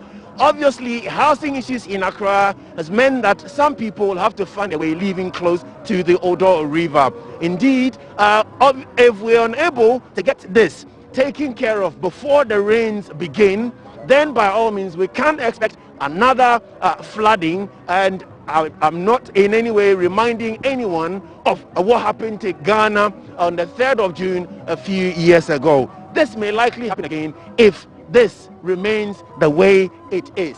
This is the Odorna drain, and this runs across all the way from Alajo through the Kwame Nkrumah Circle interchange area and makes its way meeting the Kole Lagoon downstream, and then they both find their way into the sea, carrying however much water it's collected from the rain. Once again, make no mistake, we are not anywhere in a bunker.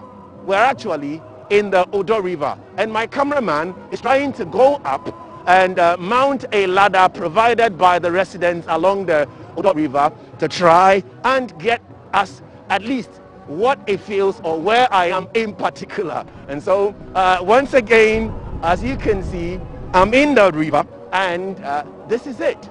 It really is a very worrying state, given that if it is not desilted, we can more than likely look forward to its negative effect. This has been Keep an Eye, coming to you live from the Odorna River at the Kwame Nkrumah Circle. Thank you very much for joining us. As always, my name is your chief laborer, Darrell Alan Tego. Thank you very much. Take it over, Valerie. Yeah. Thank you, Chief Laborer. So that was Alan who came to us with that report from the Odorna drain. That's supposed to be a river. Where Alan was standing is supposed to be a river. Are there any permanent solutions we can get to this problem? Over to you, Captain. Thank you very much, Valerie. Yeah. The man was doing a report inside the drain. Inside, yeah. And that's GTV for you. And that's Alan for you. But you saw the pictures there. I mean, what is the problem? Okay. It tells you how we behave when it comes to solving, problems. Okay, trying to get solutions for problems. We solve them in silos, short term, not even medium term, short term. Solve the problem in the immediate term, and then let's wait for another disaster to occur. That's our problem. But just as you mentioned, we need to find a permanent solution to this. Okay, now, if you have people even staying closer to the bridge, closer to it, what do you expect? Those people are traders. They dispose of anything at all in there, not knowing that indeed what you are even doing, at the end of the day, you will suffer because you live around the same place. Yeah. That's our problem. So we need some creative thinking. It also calls for investment. Sometimes when I'm talking about the politicians, those in power, in charge of managing the country, there's so much investment here, which the World Bank will not give you money. No country will give you money to come and address your drainage system. They will not. But they'll give you money and then expect returns. So they will invest in profitable ventures, not for you to construct your drainage. So Ghanaians must set and know that indeed this is our problem. Therefore, we have to solve it our own way. Thank you. I like the sound of that. Our own problem, take ownership, solve it our own way. We're going to have another Keep an Eye with Valerie before we wrap up this segment. I wonder where Jay is. He's definitely not in the gutter. No, he's not in a gutter. He's at 37. He's at the station. Okay. He's going to be speaking to people, asking people what their New Year resolutions for 2022 are and what people are expecting for the new year. So Jay is behind me on my screen now. He's at the 37 station. He's going to be speaking to people, normal people who are going about their daily duties, find out what their resolutions for 2022 are. Jay is on my screen now. Jay, good morning. What can you report? What's happening?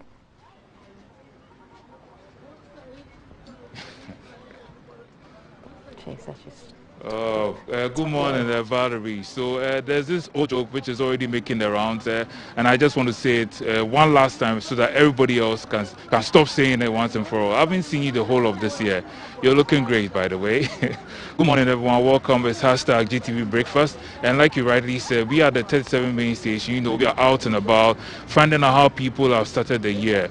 So this morning we've spoken to quite a few people, and considering it's the rush hour period for most of the drivers and passengers, they just gave us their general outlook of what they expect. But the traders here will be speaking to soon, right after. For the drivers, as you can expect, most of them are expecting that when it comes, their main issue has to do with the fuel prices and how it affects the transport fares and their families, because they are complaining bitterly that this year they expect government to do something about the prices because it keeps fluctuating and it affects them and their livelihoods as well. And then for some of the passengers too, for those who are on their way to work, wherever it is they are going, we tried to stop them for a while, but considering they were in a hurry, they just told us, I'll just say generally, the outlook is positive. So from now, I'll just move to some of the traders who ply their trade here at the 37 station and then speak to them and ask them what they hope to achieve for the year 2022. So first of all, I'd like to speak to the lady over here. Ma, good morning. Good morning. Apome. Radiadum. Okay, Afishapa. I think committee after sena bibia ye. Amen. Ye. Radiasi. Afi ye din ye pa. Afi ye de papa. Afi ukasali ya bebia white nkwa. Wama ya hoden ye mani ebusi afa nyina da so tia se boni biara nkan ye ne ekunu eno omo ha no nyina ya kwa san aba beto masondwem edwa no so koyie ma ye ka se anto ade na eboa ye to ade ma ye de nyame ase se da so tia se afi sese ne nyina da so tia se ne asa be hia mu asomdwem. Amen. Amen. We want to bring on the Udiwe Nimpa, Udiwe Yankasa. Bronya de Yankasa. Me coffee last week I feel my back. Oh wow. Into this year, then also like our expectations need to say. This year, because this year them here say Yakopon my hoden. Ene nkwa tintin. Na ye ton ade ye nton ma yen. Na ye tumi anya bi akwa koyi Yakopon aye. This year me say Yakopon so ma me ne me ma ene mabusuafo ene me nua no ma no nyina ahoden na ye nyina ye san afin san kometu ya 2023 biem. Okay. In the nkofo part station ye for say na on to nyama from chain.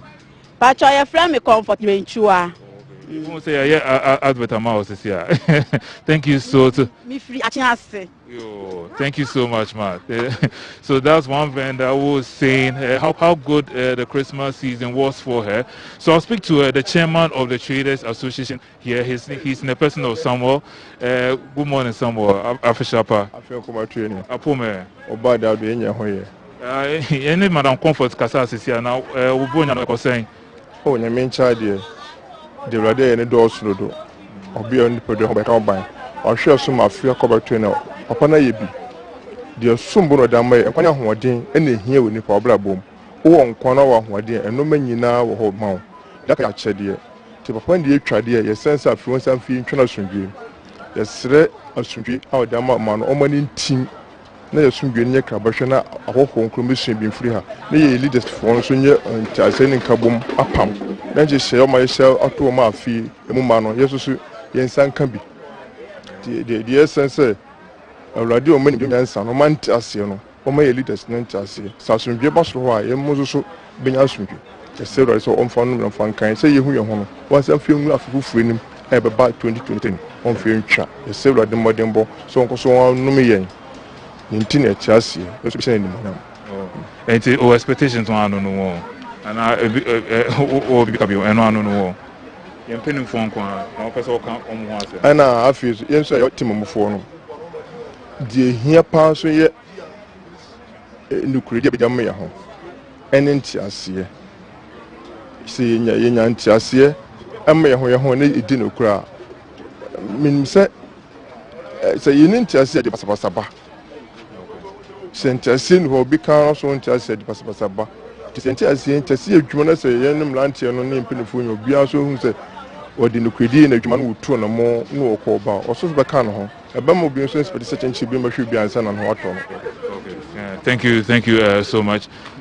These are some of the views we've gotten from some of the vendors here at the 37 station. And then for most, like I said, for most of the drivers here, it's the rush hour period for them. So trying to make them stay to speak to us, they just decide to just give us their brief comments and then they take off with their passengers. It's a quite busy morning. The new year has started with the usual hustle and bustle. And people it's a positive outlook for most people, and some too are complaining a bit. But we pray it's a general good year for everyone. So this has been me, Joseph J. Gabra, reporting for #GTV Breakfast here at the 37 main station. Back to you, Val, in the studio.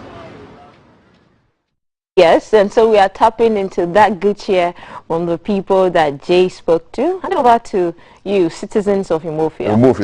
Oh, I love anti-comfort. Was it comfort? Yes. From a chair. Yes. Oh, her attitude was just so bubbly and positive. Bubbly, and we just love that kind of attitude, don't she? She's infected all of us with this happy virus. This is the kind of virus that we all want to get and spread. Good attitude, happiness, positivity. Yeah, love it. Yeah. Prof. I mean, these are things we want to hear. At least something that's more positive. Exactly. I mean, this morning we've heard positive things. Yes, you don't have much, but God has been so good to you. Gratitude. Just show that gratitude one time, and then move on.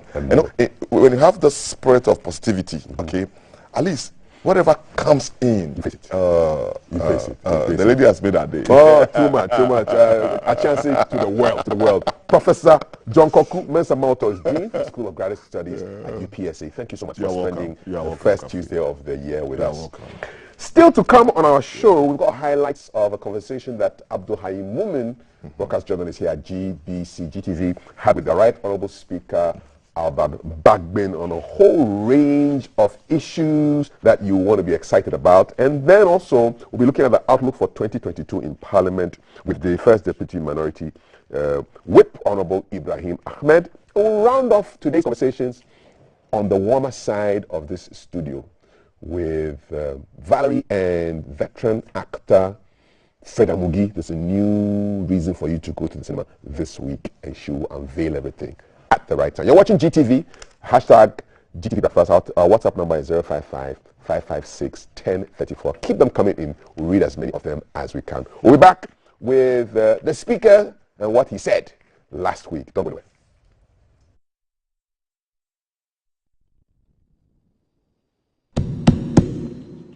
1, 2, 3, go. Silly. Abba. Oh my God. Live from GBC Studio 1, this is the Breakfast Show.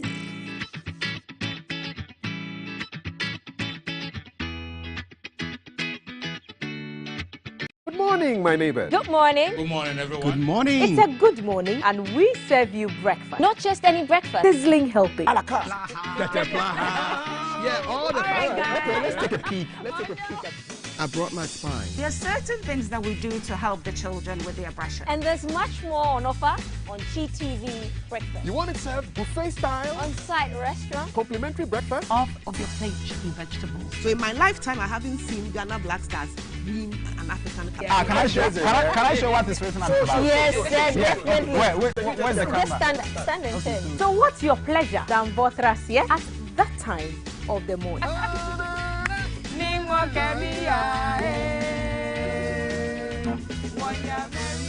So never skip breakfast. On GTV Breakfast. From Monday to Friday at 6 a.m. We've got you covered with a trusted team.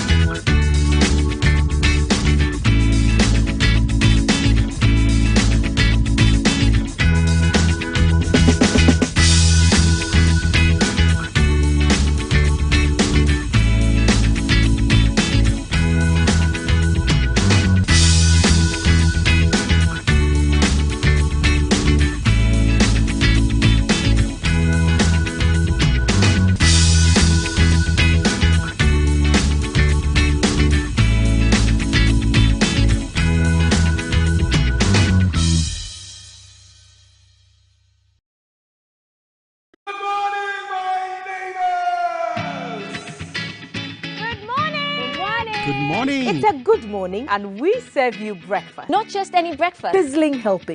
And there's much more on offer on GTV Breakfast. So what's your pleasure than Votras, yeah? At that time of the morning. You want it served buffet style? Complimentary breakfast? On-site restaurant. Or room service? We've got you covered. From Monday to Friday at 6 a.m. With a trusted team. So never skip breakfast. On GTV Breakfast.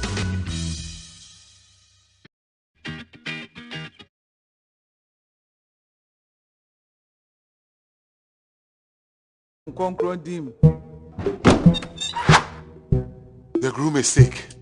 Live from GBC Studio 1. This is the...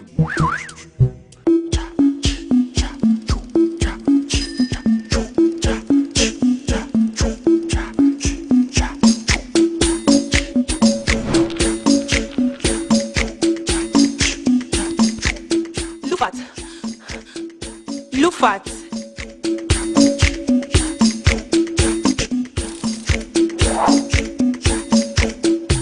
Injeja wohoma malaria enka wonto dem. Lufat eye malaria drop ekope. And now you may kiss the bride. Entrance Pharmaceuticals and Research Center and aye Lufat. Lufat etu malaria sententem. FDA ahwehwe sa ye inkrato yi ajatum se. Yeah, Mama Fisher Pro.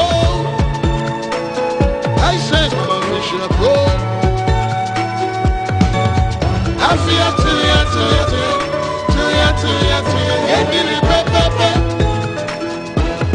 Mama Fisher Pro. I said Mama Fisher Pro. I feel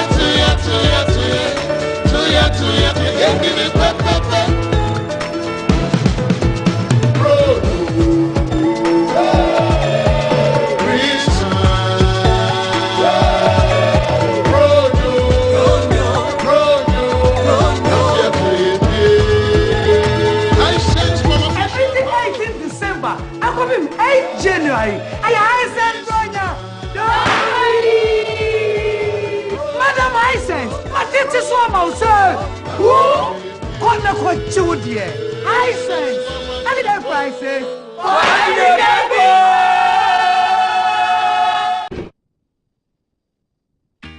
Coming live from the capital.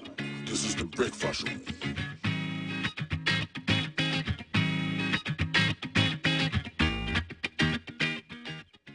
You're watching GTV. Still to come, a conversation with the Deputy Minority Chief Whip, Honorable Ibrahim Ahmed, MP for Banda, former MP for Tyne. Remember Tyne? Back in the day, 2008, lots of drama in Ghana. We'll be looking at outlook for Parliament in 2022. But let me see the outlook for your messages on 055-556-1034. Oh, the program is nice, says Nana Kumasa Krampa, especially the 37 woman, anti-comfort from Achansi at 37. You just made our day. Mwah. Blow kisses for you. Ghana, we always wait for the West before we start acting. Now, we now have an island in drains for Ireland to stand on. Government should do something fast about the drain at Odorna. Keep them coming in. You say Ghana MP disgraceful as they have made their mind to engage in a brawl when there is any disagreement over a certain bill laid in the floor of Parliament by the ruling party, says Amankwa of Resu in the Ejisu district of Ashanti region. I'll ask the MP I have, I'll put that question to him and see what he has to say about that. Are you still angry with the MPs for the fighting? Prophet Miracle Ministries, you're giving us a prayer. We thank you very much. Keep the prayer short. We'll be able to read it. Ghanaian manufacturers and producers cannot meet the demand of consumers unless there's effective and efficient involvement of procurement officers to forecast the need of consumers' expectations. Tete Felix in Asin Fosu. Hi, thank you. Greetings. John Pius. You believe that, you are thinking that the COVID-19 fund is simply money for the big boys. Well, it's not. If you look at the website, it tells you how much money has come, how much money has gone out. But we want to see audited accounts so we can make a determination for ourselves. And you say the military person should be summarily disgraced. He's a disgrace to the service. Shame unto him. John Pius from Kajano. Kaj is crab, right? So Kajano is crab market. Galashima. Okay. A flight sergeant is an Air Force officer, not an Army officer. Well, they are part of the armed forces, I guess. He's therefore not a soldier, but an airman. Please address him as such. Hey, this one sounds like some military officer giving me orders. All right, sir. Thank you for the education. All right, Mena says, one thing I've heard from the KKD is that Ghanaians must have a change in attitude. Correct. Gordon Fleku, what did they use the COVID-19 Trust Fund for? It's, go to their website. Just check Ghana National COVID-19 Trust Fund. Just Google it. Check out their website, and you will see the purposes to which the money is being sent. Okay. Other ranks are men. Okay, so the man is a man, not an officer. Much military man at the ANC. Only the arrest is not important. He should be assessed psychologically, since uniformed men are prone to getting post-traumatic stress disorders. If it's established, then ... Yes, I've heard people saying that the man needs to be psychologically evaluated. All right, Anderson from Newtown. You are thanking Dr. Charles Mensah Kofi for the education on glaucoma. Make sure you get your eyes tested. Okay. You're also talking about the military man who discharged his bullets into the air.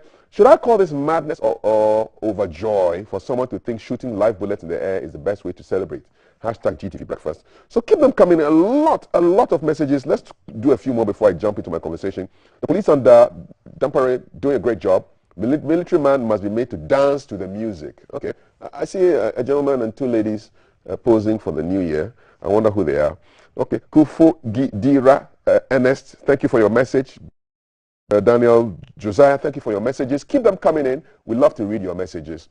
Honorables, please don't fight in Parliament this year. I guess that's the outlook for 2022. No boxing. Don't fight. Is a message from one of the people who voted our MPs in. So I'll keep it here right now. Last message. Jonas from Odorna saying, this year Parliament goes sweet. Wow. Good morning, Calf. You're looking hot this morning. Hot. When you say a guy is looking hot, what does it mean? Let me know, okay? I thought I was looking cool. But if you say I'm looking hot, I go take him. All right? Dr. Dampare has brought sanity to the police.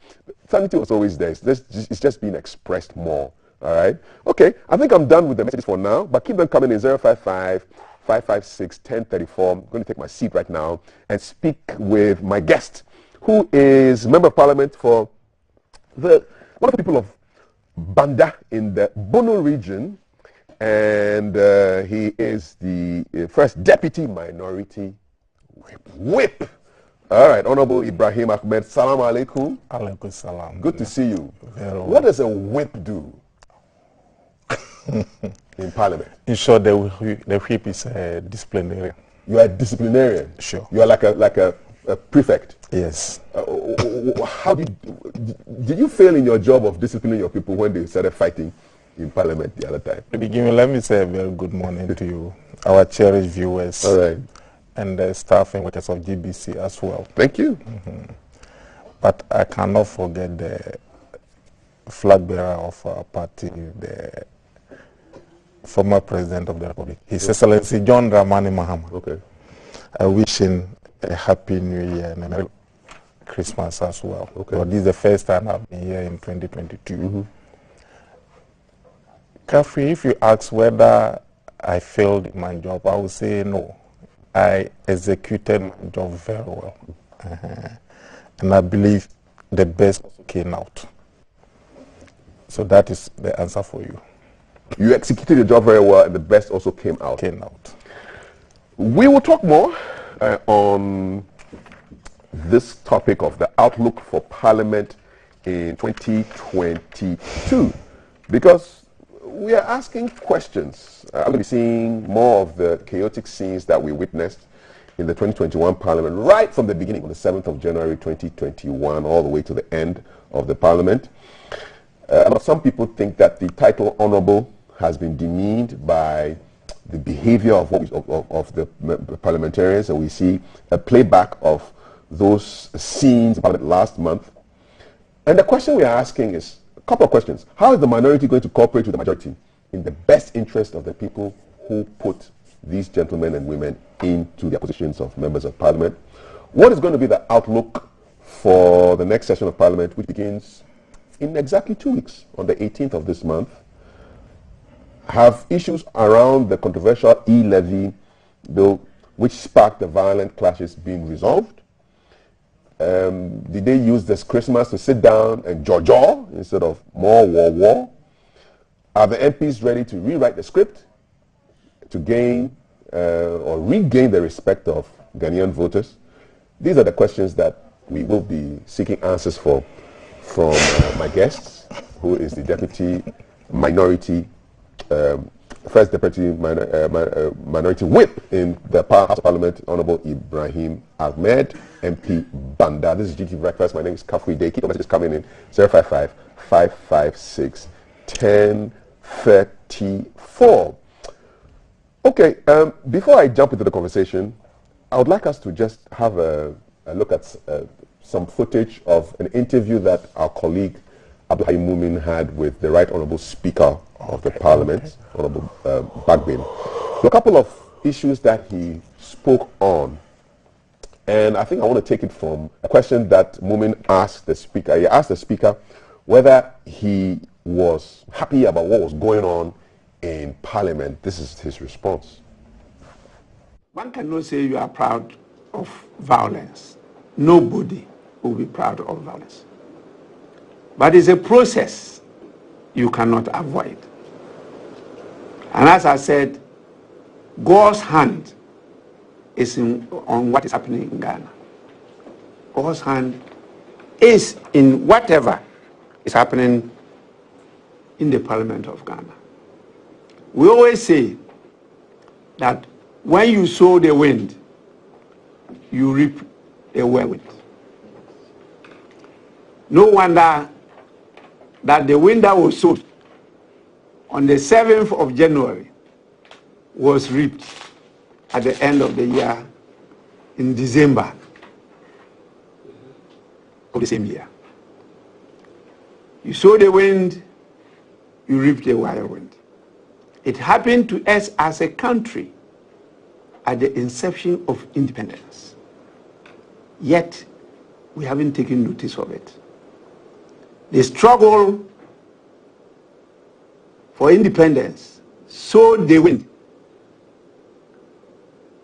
And you saw how the eruption came in 66, how it came in 72, how it came in a stronger force in 79. And these are lessons for us to learn. Because you can never reap what you haven't sown. It's what you sow that you reap.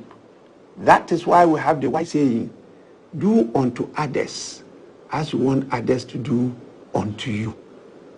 That should govern our lives as a people, as a nation. So it wasn't a surprise to me, because I have read widely, I've listened to wise counsel, I've gone through a lot of experiences, I have taught so many countries, I interacted with their parliaments, and I'm now a resource person in the building up of parliaments in the Commonwealth and the Interparliamentary Union. I was the one that led Africa, I should say represented Africa, in the transformation of the Interparliamentary Union into what it is today. And I was leading the parliamentary group in Africa to transform the Commonwealth Parliamentary Association.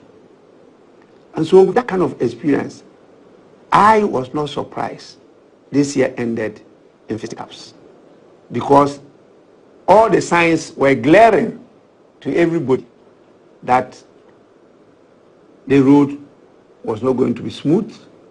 And until we allowed the other stakeholders of governance to play major roles in the development of the country, by leaving it to only politicians, we will end up in even a more violent situation than we have experienced. It was a rather philosophical Speaker of Parliament talking about sowing and reaping. You know, so the wind reaped the whirlwind, and he was talking about how the events of the last part of the year were foreshadowed by what happened at the beginning of 2021.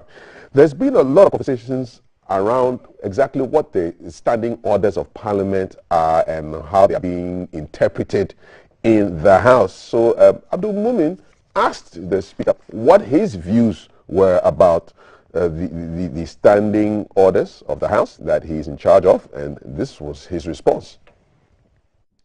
We have always struggled with these standing orders from the time of Peter Alajeti, because there are a lot of changes in governance and societies. And as we learn, we try to imbibe the new, the evolving new practices.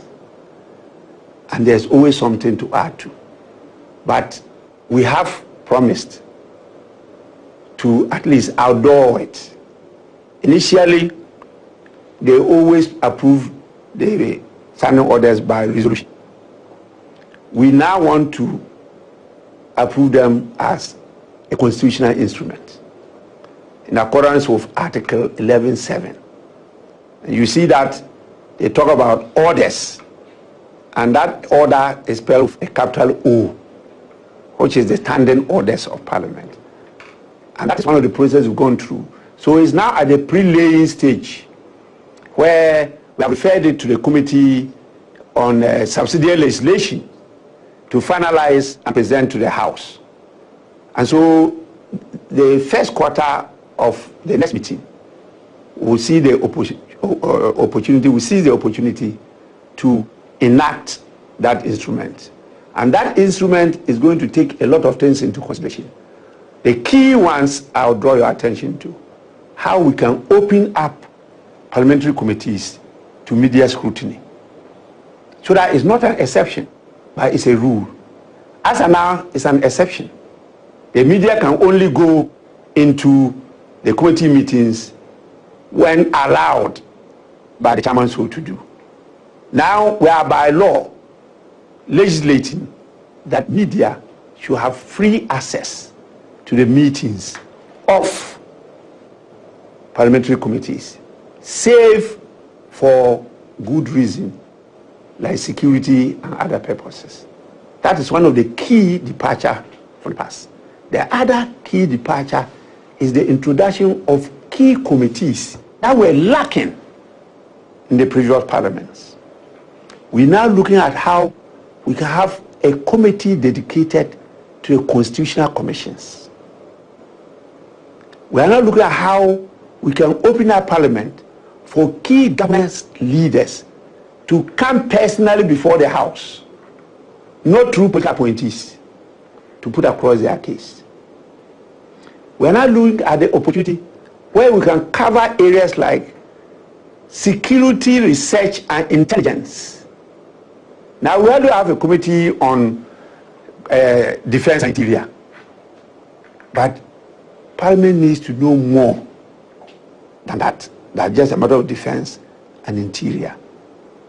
And we're looking at a committee on the economy, not just finance. You know? And so we are setting up more committees based on specialities. We're not going to have those large numbers again in the various committees. We're going to have dedicated, limited numbers, not more than 15 in every committee for them to focus. And I want to take this opportunity to call on the media to also focus on specialization. You may not be only sending one representative to the House, because that one representative will not be able to cover all these committees.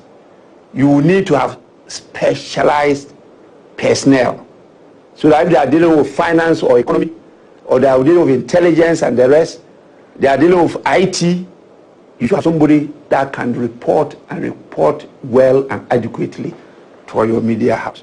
And that is why one of the areas I want us to do is how we can really detail our legislation on the conditions of service of the fourth arm of governance, the media. We cannot just allow it as just part of civil society.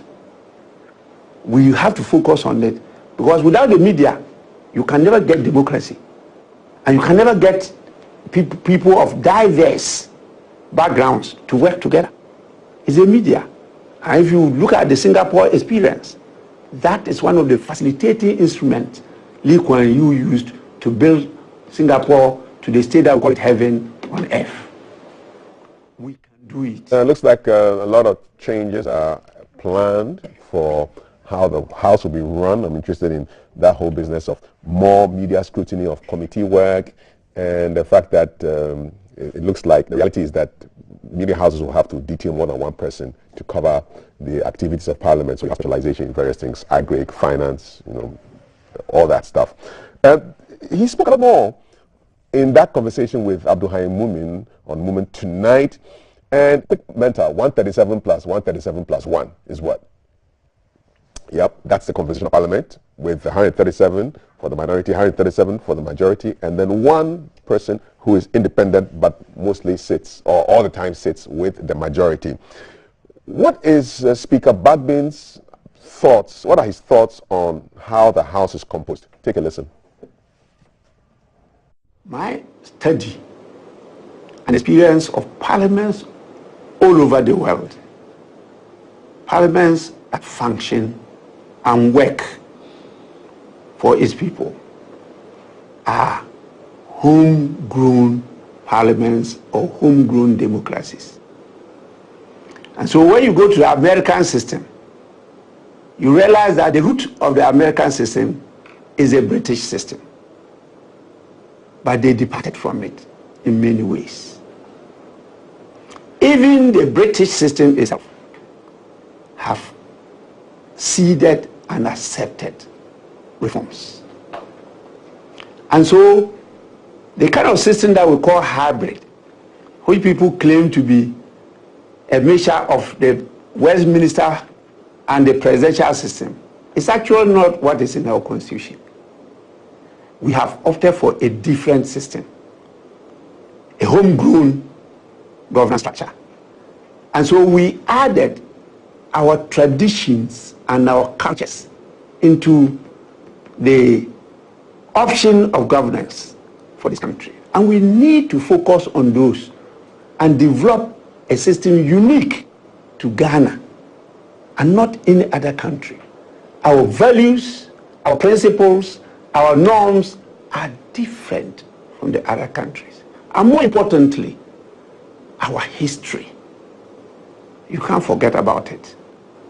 And the times, the seasons, things are changing. And we must change with the time and seasons. And so, even though people keep on saying a hybrid system, I always prefer to say neither an executive nor a Westminster system. So I always use the term neither nor. And so this is a Ghanaian model of democracy. And that is why I keep on pushing that we need to give other stakeholders, key stakeholders in the Ghanaian society, a role to play in the governance of the country. And I mention them as the traditional rulers who are actually seen as the true leaders of our people. That is recognized all over the country. We have excluded them. Our spiritual leaders, and we know the role they play in our lives. They must be given that role to be part of the governance of the country. Our civil society leaders, and more importantly, the bridge between the governors and the governed, the media. All what we do, if the media doesn't carry it to the people, we're doing it in the dark. And it's important that we just don't allow the media, but we, together with the media players, shape the media in such a way that they serve the common interests of our people, not private interests. And that's why I'm one of the advocates of public media and public broadcasting.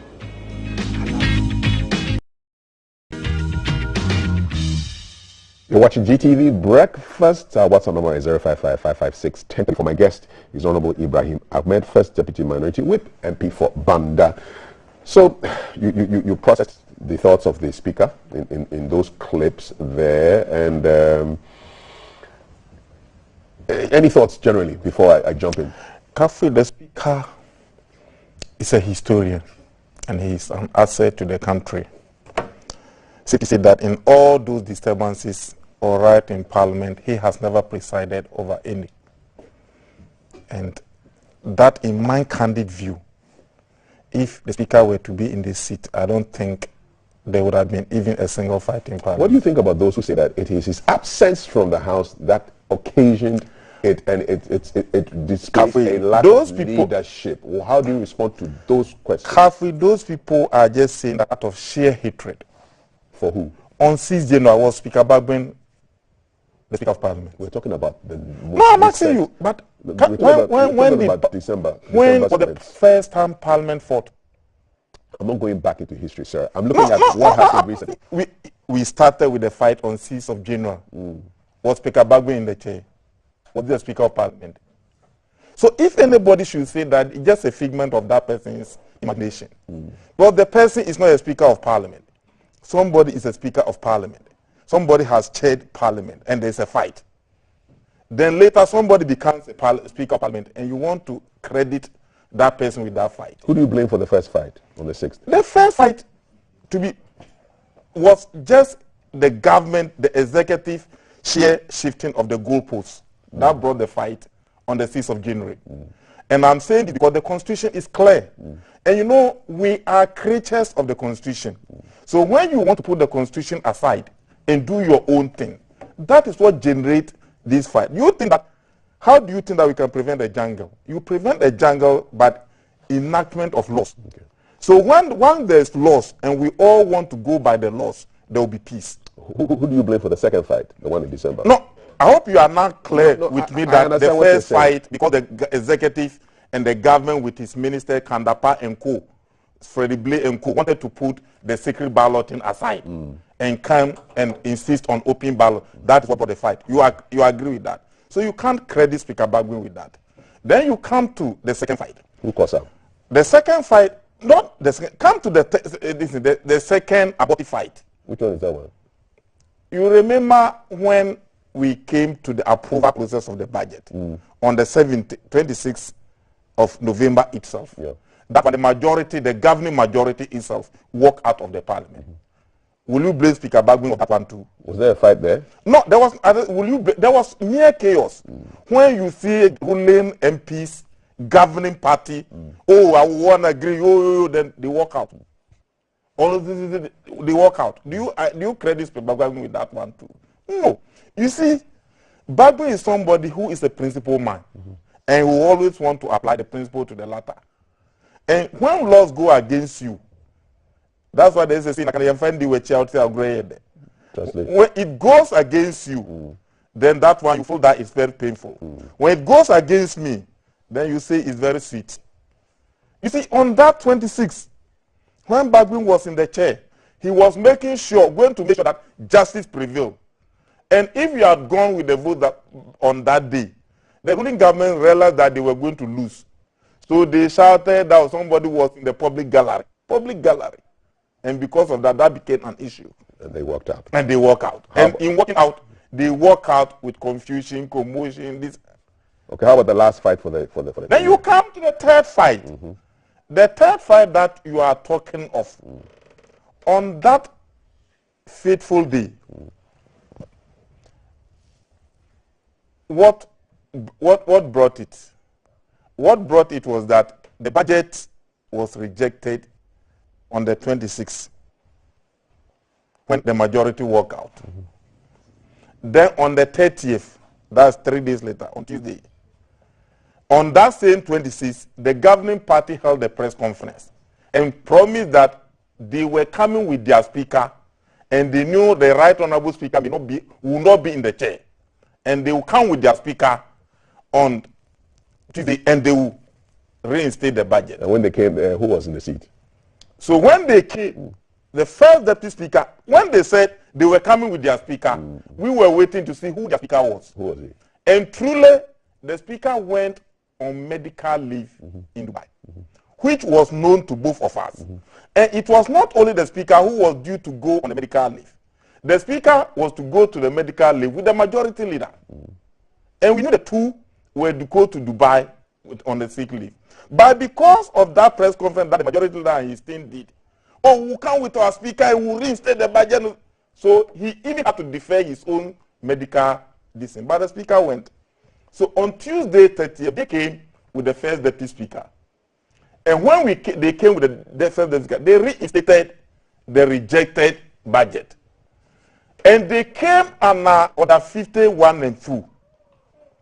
And the following day, on Wednesday, which was the 1st of December, 2021, the minority side, we also said, if this is what you did yesterday, then today we are also coming to do same. We did say. And the speaker preliminary objection was that, you should have notified me by the standing orders that you were coming to bring a motion for recession. Because you didn't do that, anyway, I got go ahead. The motion was moved by Haruna Idris, seconded by Mama Yariga. Then debate ensued. The speaker said 1-1. Then we said, Haruna Idris said, no, Speaker, can't you make it 2-2? The first deputy speaker agreed. So it was 2-2. Then 2-2 means Mutaka and Dominic Ayeni on our side. Then Abu Jinapo and Ambrose Derry on their side. Then they debated. The debate was concluded. And when the debate was concluded, we in the minority were in majority. So if the speaker had put the question, the first deputy speaker had put the question, we would have carried the day. So sensing that, the speaker said, I'm coming to give my ruling. That means, once a motion has been moved and seconded, and debate ensued, and the debate is concluded, it is not the property of the House. You cannot give your ruling. You could have done that at the onset of the moving of the motion. But he did it. By refusing. Okay. So once he refused that one, there was a mere confusion. All right. Then he suspended the House. Okay. Then we said the following day, we were coming to make sure that, but when we get the clerks, the technical team, you know, civil servants in Ghana are only civil servants. They are very technical. They, even when the day that they came to restate the budget, when they, on TV, when they said the clerks should count the number of people in the chamber, how many people were counted? You tell me. The clerk counted and told him, Mr. Speaker, they are 137. Then the speaker said, the speaker wanted the clerk to count him, but the clerk refused to count the speaker. So the clerk, they said, he counted and said, Mr. Speaker, they are 137. Then the speaker himself said, okay, there are 137, but I counted myself. Why did the clerk refuse to count the speaker? You tell me. Because it's unlawful for the speaker to be counted as part of quorum. Ghanaians and those who are blaming Speaker Bagbin should avert their mind to this. You know, technically. So that sparked we want to get to the meat of. We want to get to 2022. When you know the right thing and you are doing the wrong thing, do you blame somebody for that? So you've given us good background. And the clerks are those who have gone through the mail. So you trust the clerks? The clerks, not just one person. The clerks, yeah, I said clerks. The technical team. Yes, indeed. They knew technically the speaker presiding could not be counted as part of quorum. Okay. So when the speaker himself, and he wanted them to count him.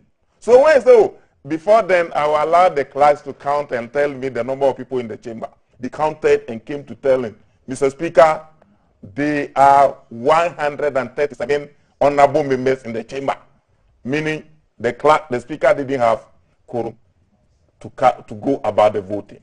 Then he said, okay, there are 137 members. But me, Joe says who's sitting here as MP for I count myself. So we are 138. Then who then is the speaker? You see, when you do this, and you know that our rules are very clear, you are generating confusion. But when you want to apply the rules, just as the technical team themselves had applied, there wouldn't have been any confusion. Then we move ahead. So this is the background to the confusion. That was the audition. Then you come to the main thing itself, the e-levy itself. Yes. When the government himself wanted to surprise Ghanaians, not we in minority, we are not in parliament on our own volition. We are messengers representing the good people who voted for us. So on that fateful day, when we were, for the whole week, you said we are going to be in the last week of Parliament from 12th to 17th. And that on the 17th of December, we are going to go on recess. And therefore, we go on business committee, and you are presenting the business committee report. And you present the report of the appropriation bill. That we are rising on the 17th, and we will pass the appropriation bill on the 17th. And you know, the electronic transaction levy, which is in short ELV, is part of the bill that the House will embark upon before going on recess. And you refuse to program it within a week. So it wasn't in the program? It was not in the program. Okay. Then I was the one who raised it. I asked the leader of the chairman of the committee, why are you saying that we are rising on the 17th? We are passing the appropriation act on the 17th. But the e-levy is not on the program. But the e-levy, you've not programmed it. What did he say? Why are you refusing to program it? So that at least by then I have spoken to some big men. What did the man say when you asked him the question? Yeah, I'm coming. Who said I should bring copy of the electronic transaction levy? Then they will read it and advise us on the way forward that we can build consensus. That's okay, provided they bring it. We went there, they refused. Well, when I raised it, they say, oh, government is still consulting. Government is still consulting means that from Monday, government is consulting. And government has not programmed within the week. So even if you are still consulting, then program it at least that on the last day it will be brought. And it wasn't programmed. It was not programmed. So you took offense. You took exception to that. We raised objection. Exactly. And it was unlawful. Okay. So when we talk of business statement, the business statement is a program of activities that Parliament will do on each day. Yeah. No, I appreciate the parliamentary education, but I want us to get to 2022 quickly. This you yourself, you are refusing to bring the thing. This means you yourself are scared of it. Then you now bring it by other people addendum. Other people addendum. Yes, indeed. Other people addendum and say, oh, pass it under certificate of agency. Meanwhile, by then, before them, there was a standing agreement before us that, oh, MPP is going to Kumasi on their party conference. And therefore, they needed appropriation on that Friday. And we have told them that if you want the appropriation and the e-levy today, before you go to Kumasi, we are giving you signal that we disagree with the terms of the e-levy. Okay. And therefore, we'll go for direct voting. Then, and because of that, because when you succeed now, you will still include it in the appropriation. If the e-levy finally is in the appropriation, then on that one too, we will vote. So they were scared of the vote.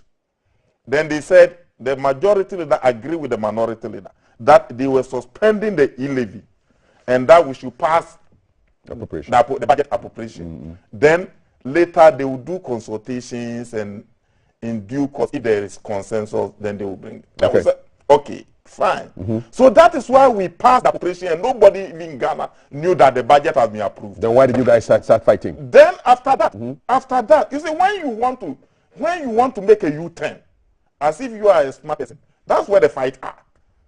Careful, what I've told you, you've agreed that we should pass the appropriation budget. Then the e-levy, you have suspended it. Then you go to your conference and all this. Then when we go on recess, later you re-engage and consult and come back to it. Then we pass the appropriation for you. Then after you getting the appropriation, you turn around to say that pass the e-levy, I need the e-levy too. And you, of course, you refused. Then we said, bad faith. Then we told our finance committee that then start the disagreement in the committee meeting. So at the committee meeting, there was a vote.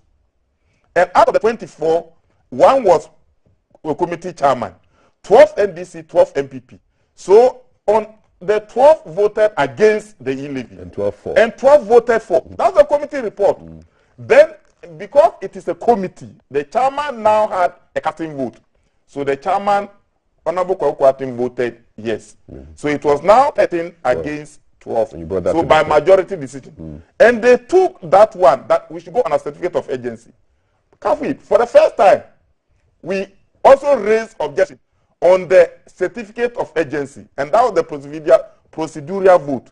So we did not even come to the report of the committee. We raised division. We challenged the vote on the procedural vote that we should pass the e-levy certificate of agency. We said, what is urgent about the e-levy? Government needs money quickly. Government had been giving about 98 to 99 billion to spend in 2022.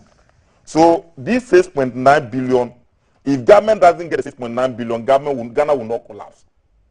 After all, 2022, 2021, you spend 96 billion. 2020, you spend 70 billion. So if you are giving 99 billion, it is more than what you spend in 2021. So you are not happy with the certificate of agency? The certificate of agency is why we were voting. Exactly. It wasn't on the committee report.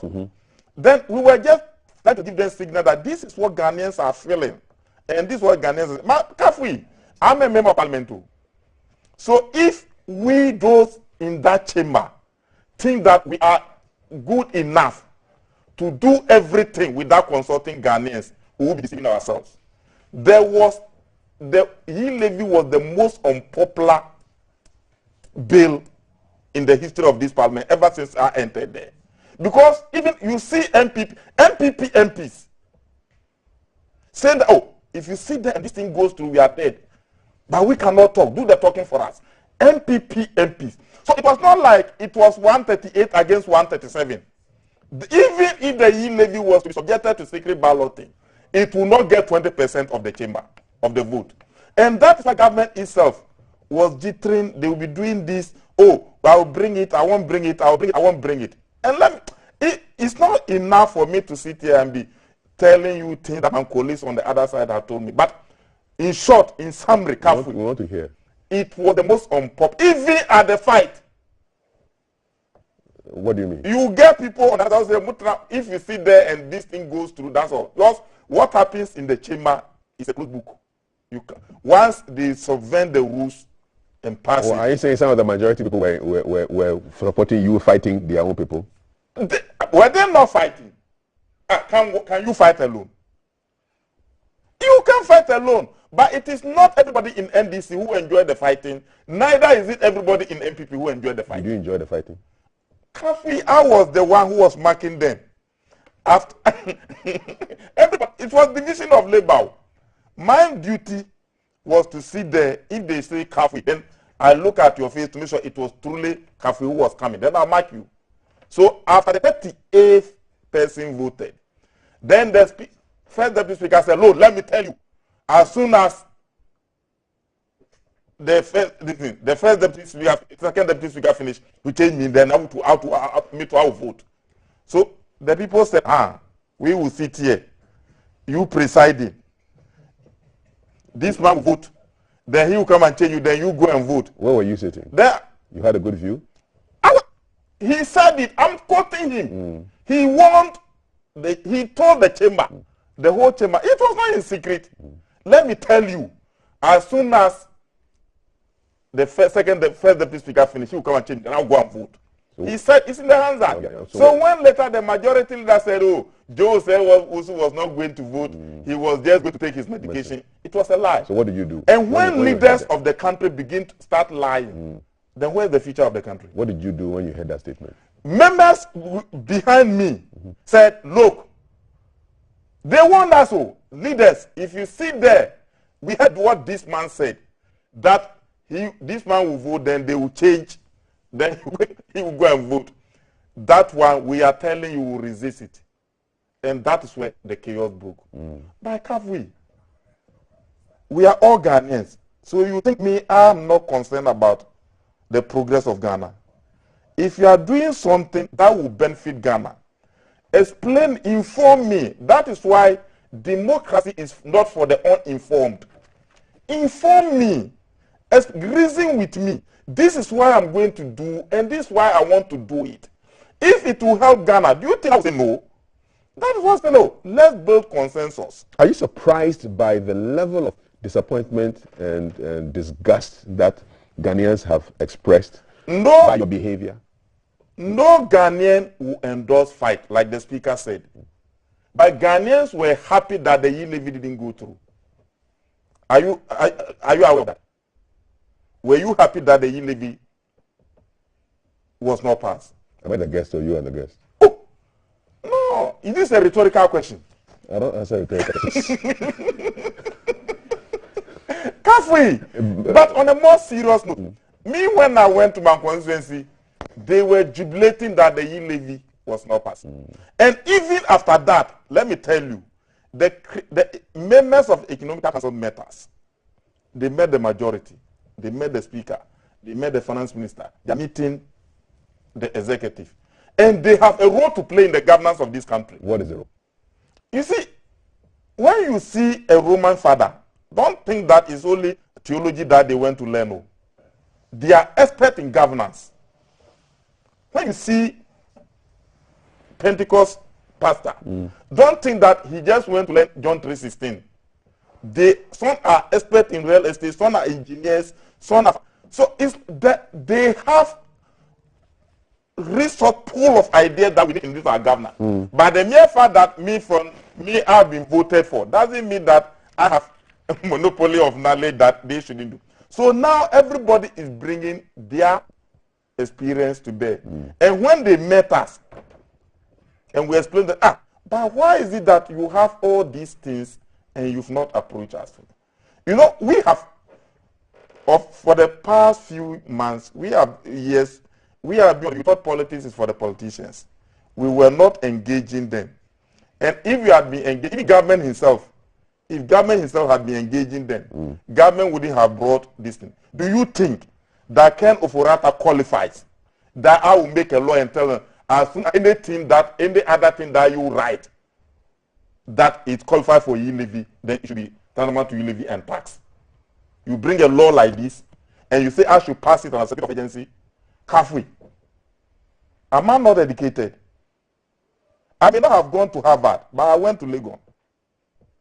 Should I give this blank check to Ken Oforata? And you think Ghana will exist after 2022? No. These were the mere reasons I was saying, no.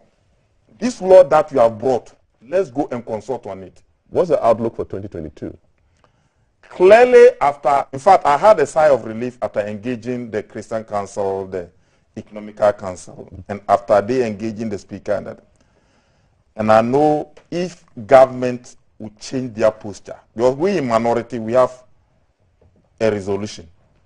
And our resolution is that so long as both sides must change our posture, fighting is not good. That is our... But So long as the e-levy is withdrawn, Ghanaians consulted, and it comes to the House as a consensus bill from Ghanaians, we have no problem. But to bring it in this current form, that any other thing that the Minister of Finance may find in writing will be covered by the e-levy. Such things, we will not go for it. Let me hear what the people who are watching us are saying. I want to read a couple of the messages to you, and then we'll wrap up this conversation on the outlook for Parliament in 2022. My guest is the Member of Parliament for Banda, on the Honorable Ibrahim Ahmed, First Deputy Minority Whip. And let me read your messages, because I have a feeling that your messages go plenty. Wow. Okay, let's see. So Bash Gambo from Tamale says, good morning. As a matter of fact, the second deputy speaker is the main cause of every brouhaha in Parliament. He exhibited gross indiscipline over the last months. It clearly tells us they are fighting for their party and Nanado and not for the government. 055561034. More messages coming in. MPs fighting in the chamber. I wonder why they didn't fight over the purchase of their V8s and the increments in their ex gratia. That's a rhetorical question. You can ask them. Or you want. Trisha says, politicians are for one womb. It's a different story when they're in opposition. What I love about NDC, they are excellent propagandists. God is our help in all our needs. Is it true, Honorable Ahmed? Are you good propagandists? Oh, no. You're not. We should not allow anyone to stand for parliamentary elections without a master's degree or PhD for the country to move forward. Wow. Those are some high levels that you are talking about. Honorable Speaker is speaking the truth. Let us do things and stop copying blindly. Thank you very much. Bob Charles says, let the speaker know that action speaks louder than words. Beating his chest and touting his experience and international repute amounts to nothing if a parliament he's supposed to preside over is in flames. Bob Charles, Agbonto, New Biker Utivi. I like that name, Agbonto.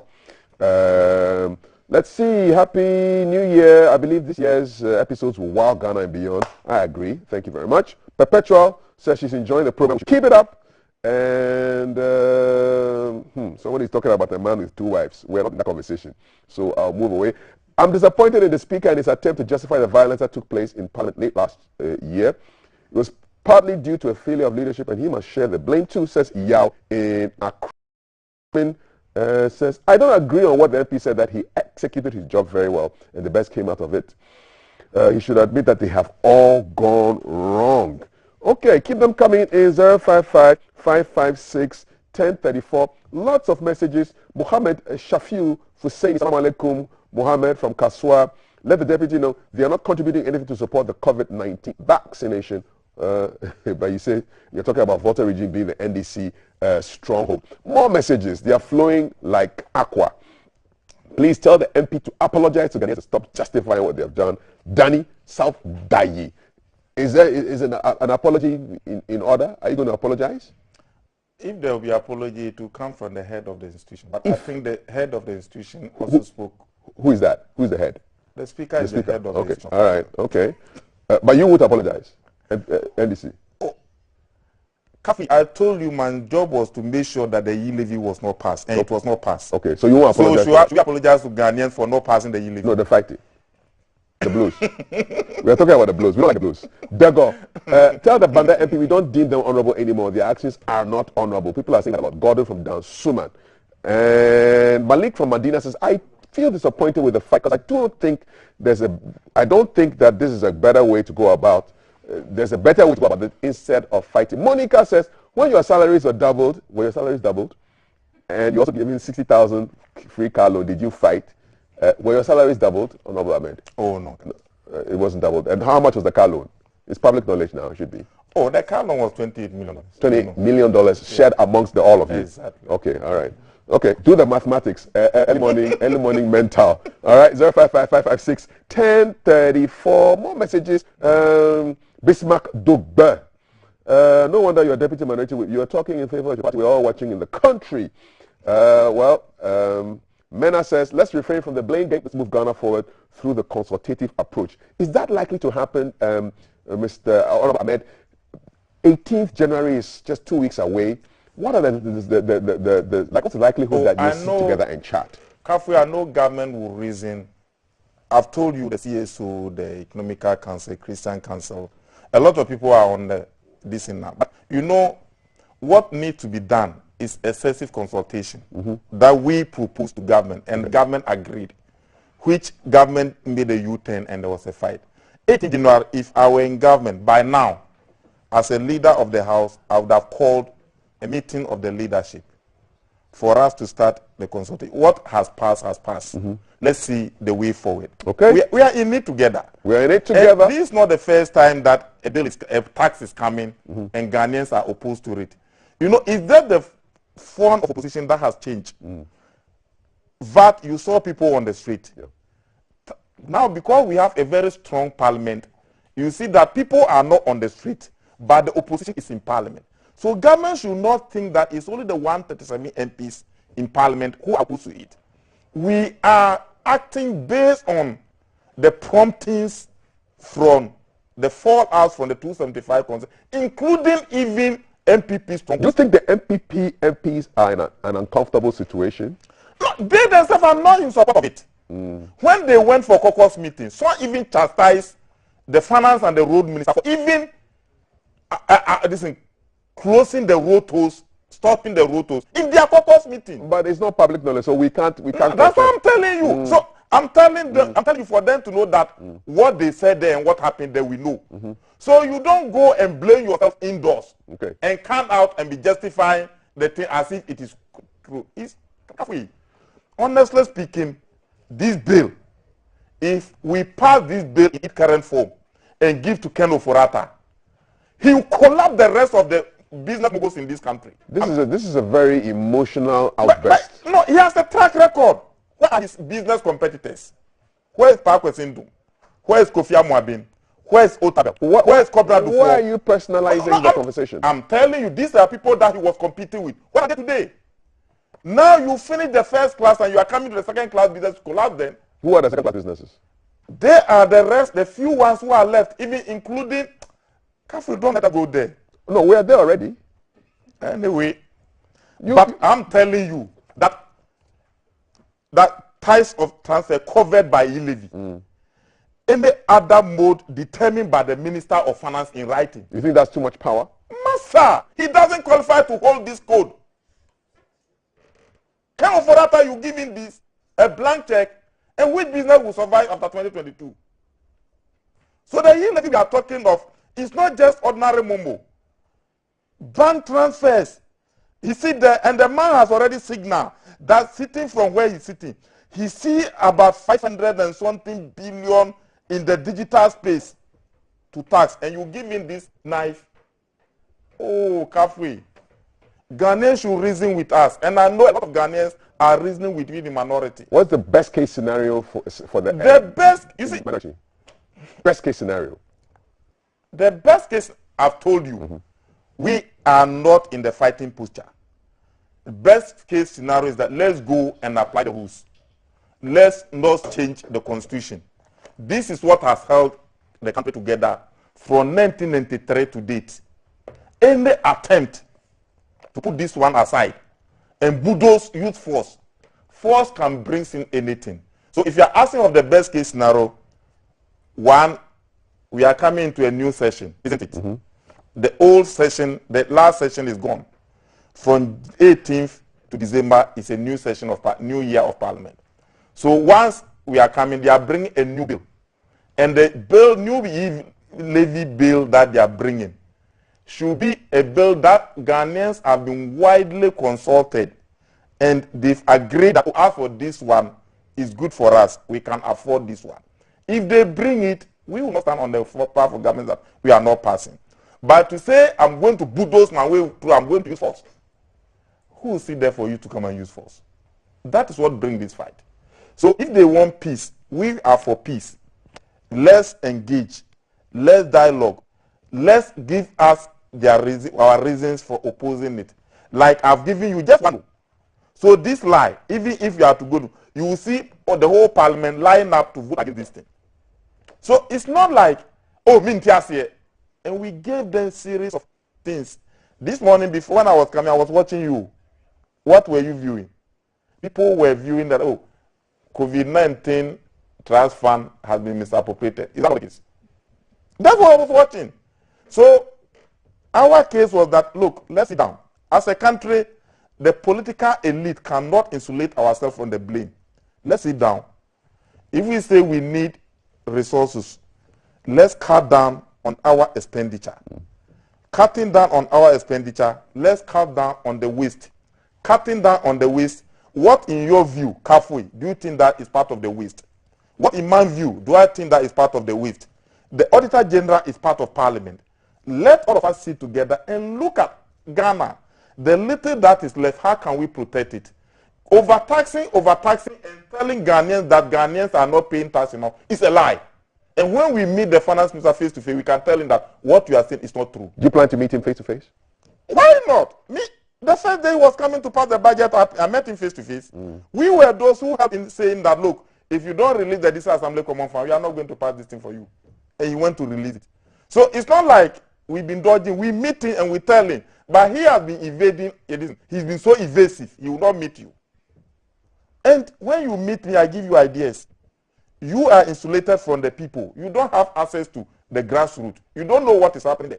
So we, those who represent the people, when you are speaking, you listen to us. So our posture for 2022 is that, look, we draw the yield levy, consult Ghanaians widely, repackage it if there's consensus, bring it to us and work on it. If there's no consensus, it is not the only source of revenue for government. After all, the budget was for 105 billion. We passed 95 billion. Is Guta not crying this morning? There were a lot of things for a minority to fight over in the 2022 budget. Was Guta issue not part of a 5-point resolution? They passed it. Is Guta not crying? Guta is crying. Educational institutions. Is Otunfo not saying that we should change the educational system in the country? Kafui, minority is not just there for opposition. No. Minority is to give constructive criticisms. So when we are constructively criticizing you, don't personalize it and think that I hate you. You sitting here, go and occupy the finance ministry. If you bring the yield levy, you will meet equal resistance. But if you are able to respect me, consult me, then we engage and dialogue. Halfway, you can pass all those things without anybody hearing. When we passed the Appropriation Act, did you hear any noise in Parliament? Did you see anybody voting? Did Ghanaians even know that the budget that was much buha about had been passed? Because we engage. This is our problem. E-levy. Without e-levy, we'll pass like we've been doing normal. Within 3 minutes, the appropriation bill. So even some of the majority MPs were in their offices when the appropriation act was passed. So you what time did you pass the budget? He said, oh, there was no controversy. When there's consensus, this is how we work. So the only one that there's controversy and we are just saying we will disagree, government should bear with us. And we are doing government a favor. This e-levy, they claim that most of their supporters are businessmen. You transfer your money to China, you transfer it to Vietnam, India, within 1 year, all your capital is taxed. Not your profit, your capital. So the man is saying that now he needs money, he's coming to tax your capital. Me, I'm not doing formal job. I'm only a businessman. Then my capital has been taxed. So what can I do?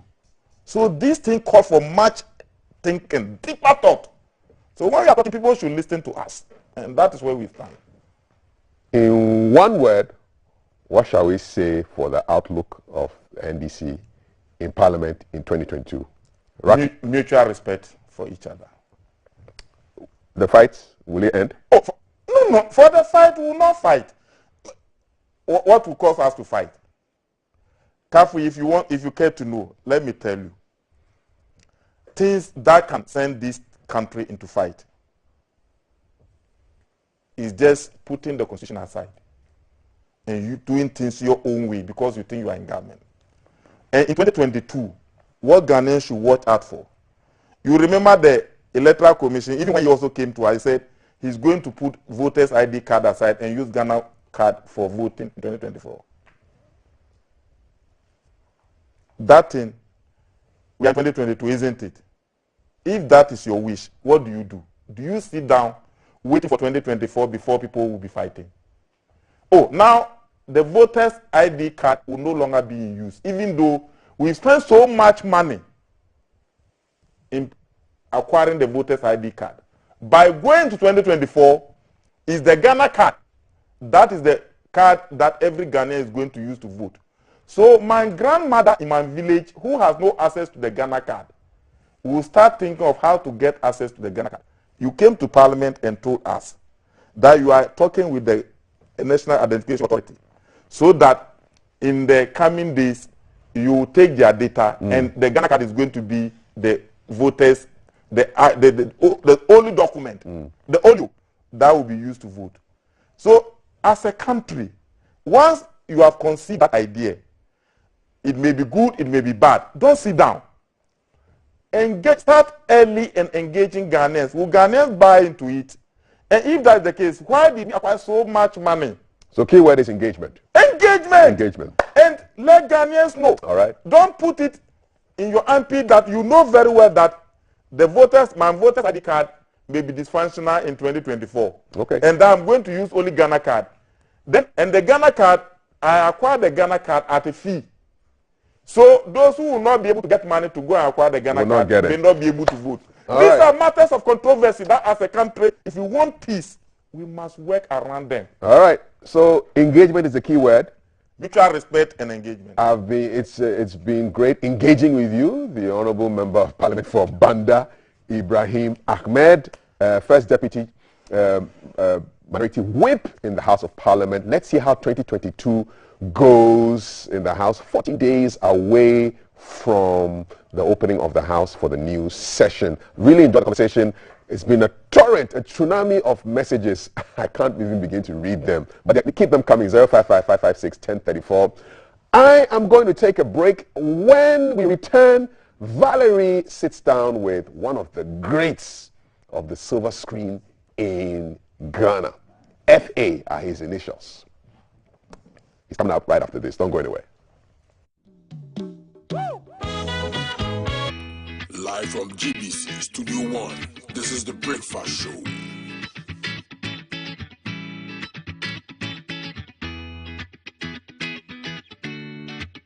Good morning, my neighbors. Good morning. Good morning, everyone. Good morning. It's a good morning, and we serve you breakfast. Not just any breakfast. Sizzling healthy. Yeah, all the time. Let's take a peek. I brought my spine. There are certain things that we do to help the children with their brushing. And there's much more on offer on GTV Breakfast. You want it served buffet style? On-site restaurant. Complimentary breakfast? Half of your plate chicken vegetables. So in my lifetime, I haven't seen Ghana Black Stars win an African Cup. Can I show what is written on the back? Yes, definitely. Where's the camera? Just stand and turn. So what's your pleasure than Botras, yeah? At that time of the morning.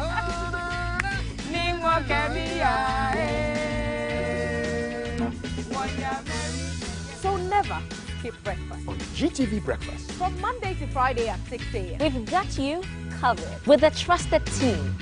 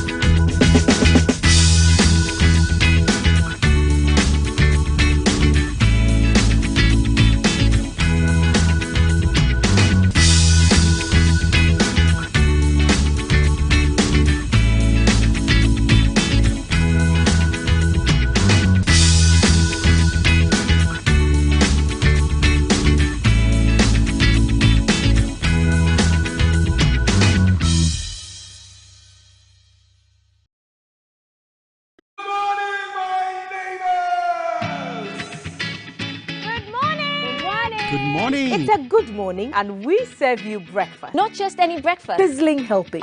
And there's much more on offer on GTV breakfast. So what's your pleasure than Votras at that time of the morning? You want it served buffet style, complimentary breakfast? On-site restaurant. Or room service? We've got you covered. From Monday to Friday at 6 a.m. With a trusted team. So never skip breakfast. On GTV breakfast. Live from GBC Studio 1, this is the Breakfast Show.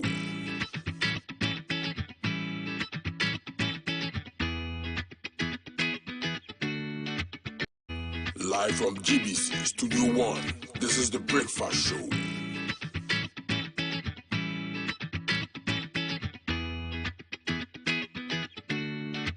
Good morning, my neighbor. Good morning. Good morning, everyone. Good morning. It's a good morning, and we serve you breakfast. Not just any breakfast. Sizzling healthy. Yeah, all the time. Okay, let's take a peek.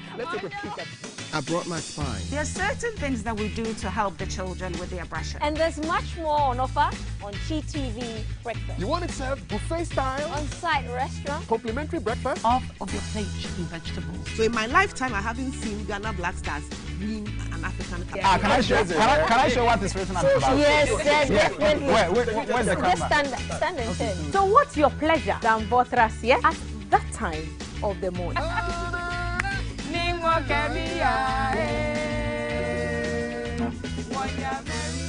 So never skip breakfast. On GTV breakfast. From Monday to Friday at 6 a.m. We've got you covered with a trusted team.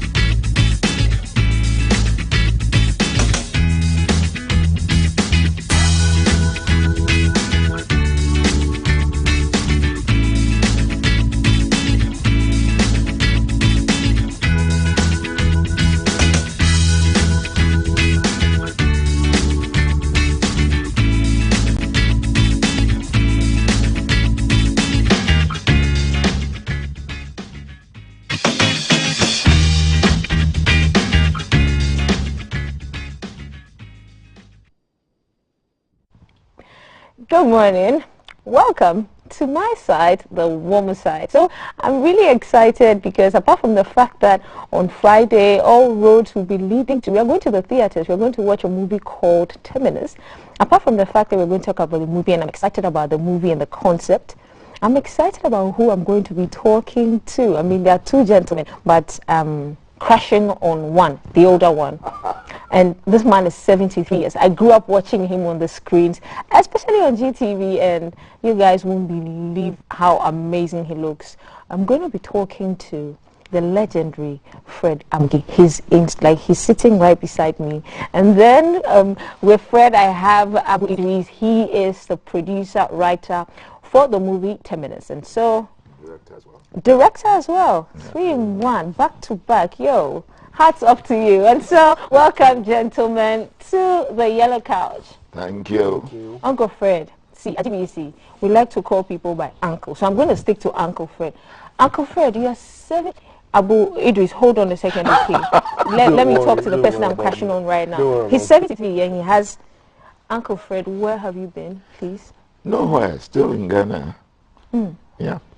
Keeping fit? How do you look like this? 73, last November. Yeah, 5th November to be precise. Wow.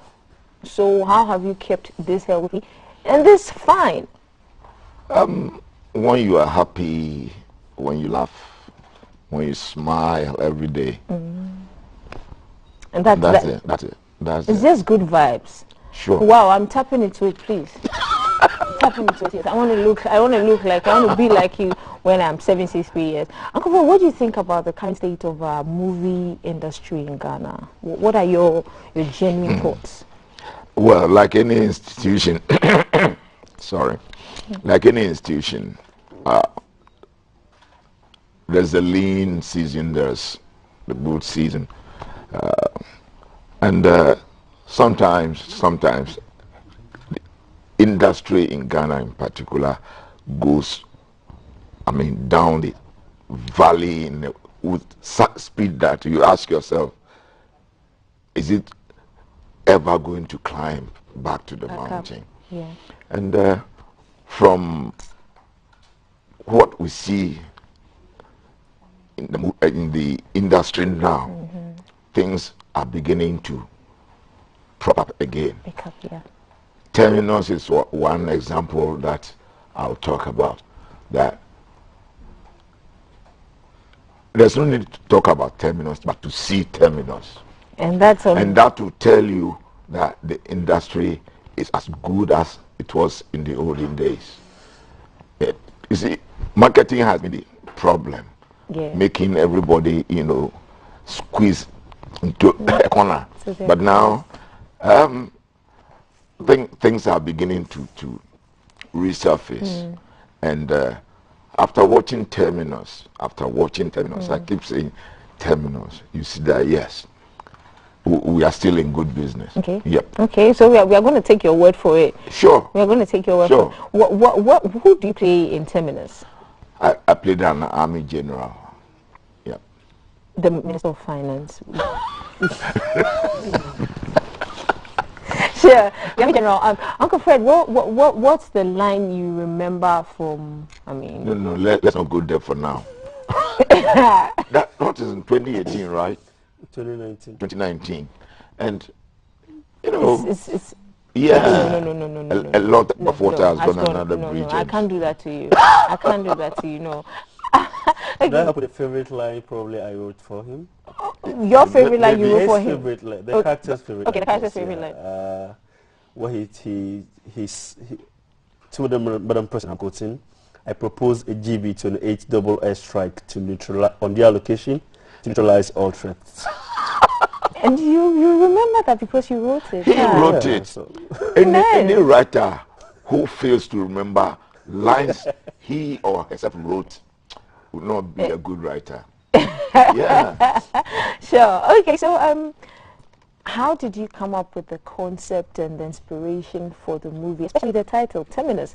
It has something to do with Terminator, doesn't it? Not really. No, that's what many people think. Okay, so, the concept, it was the EP's idea, the executive producer's idea. We didn't really have a story, but then she had a topic in mind, she had an idea in mind. She wanted to make a film on the pharmaceutical industry, the big pharma. The big pharma. Yeah, so that's how we okay. That's how we worked on it. Okay, so that's the trailer playing on our screens right now. So I'm sure my producers will sound up, but let's have a listen. And we'll come back and talk 10 minutes then.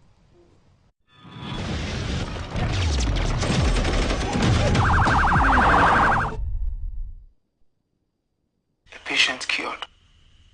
It's a customer lost. Think about that.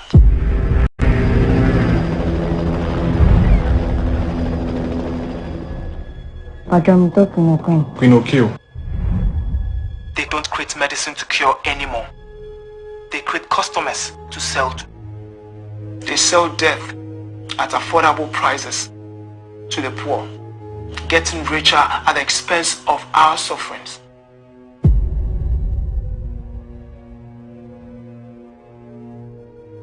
Somebody has to rise for the nobodies.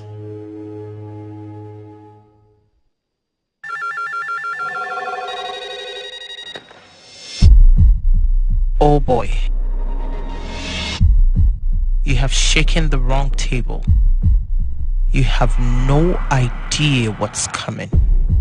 He's the head of the Badibulu cartel who just shut down his honey pipeline in our territory. We should expect a response.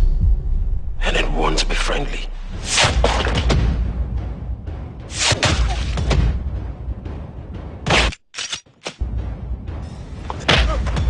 Who cares if a small amount of chemicals are added to some antibiotics and painkillers to make it more effective? Over 2 million views on every video he releases. What about the millions of others that are doing just fine on the same drug? Didaji, my director of operations, organized crime, Ghana. My company did not manufacture those drugs. Somebody else packaged them in boxes.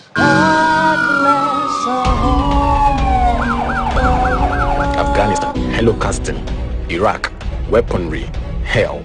demolition. Every soldier is fighting for freedom. Put you and your team on an assignment. And who is we? The president. Arise on a youth for your country. The nation demands your devotion.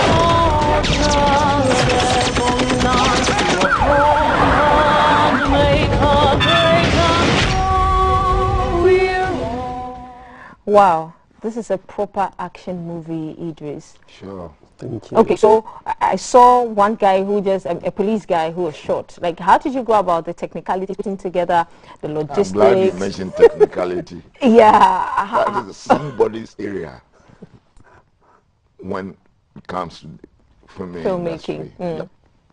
Okay, so I know that part of the reasons why our movie industry sort of went downhill in the past was because it was difficult for producers to get locations, homes, and other places to film. How did we go about filming? Was it easy putting up everything together? Tell us about it. I mean, it took 4 years, so it didn't just happen. If I say it was easy, then we'll be lying, you know.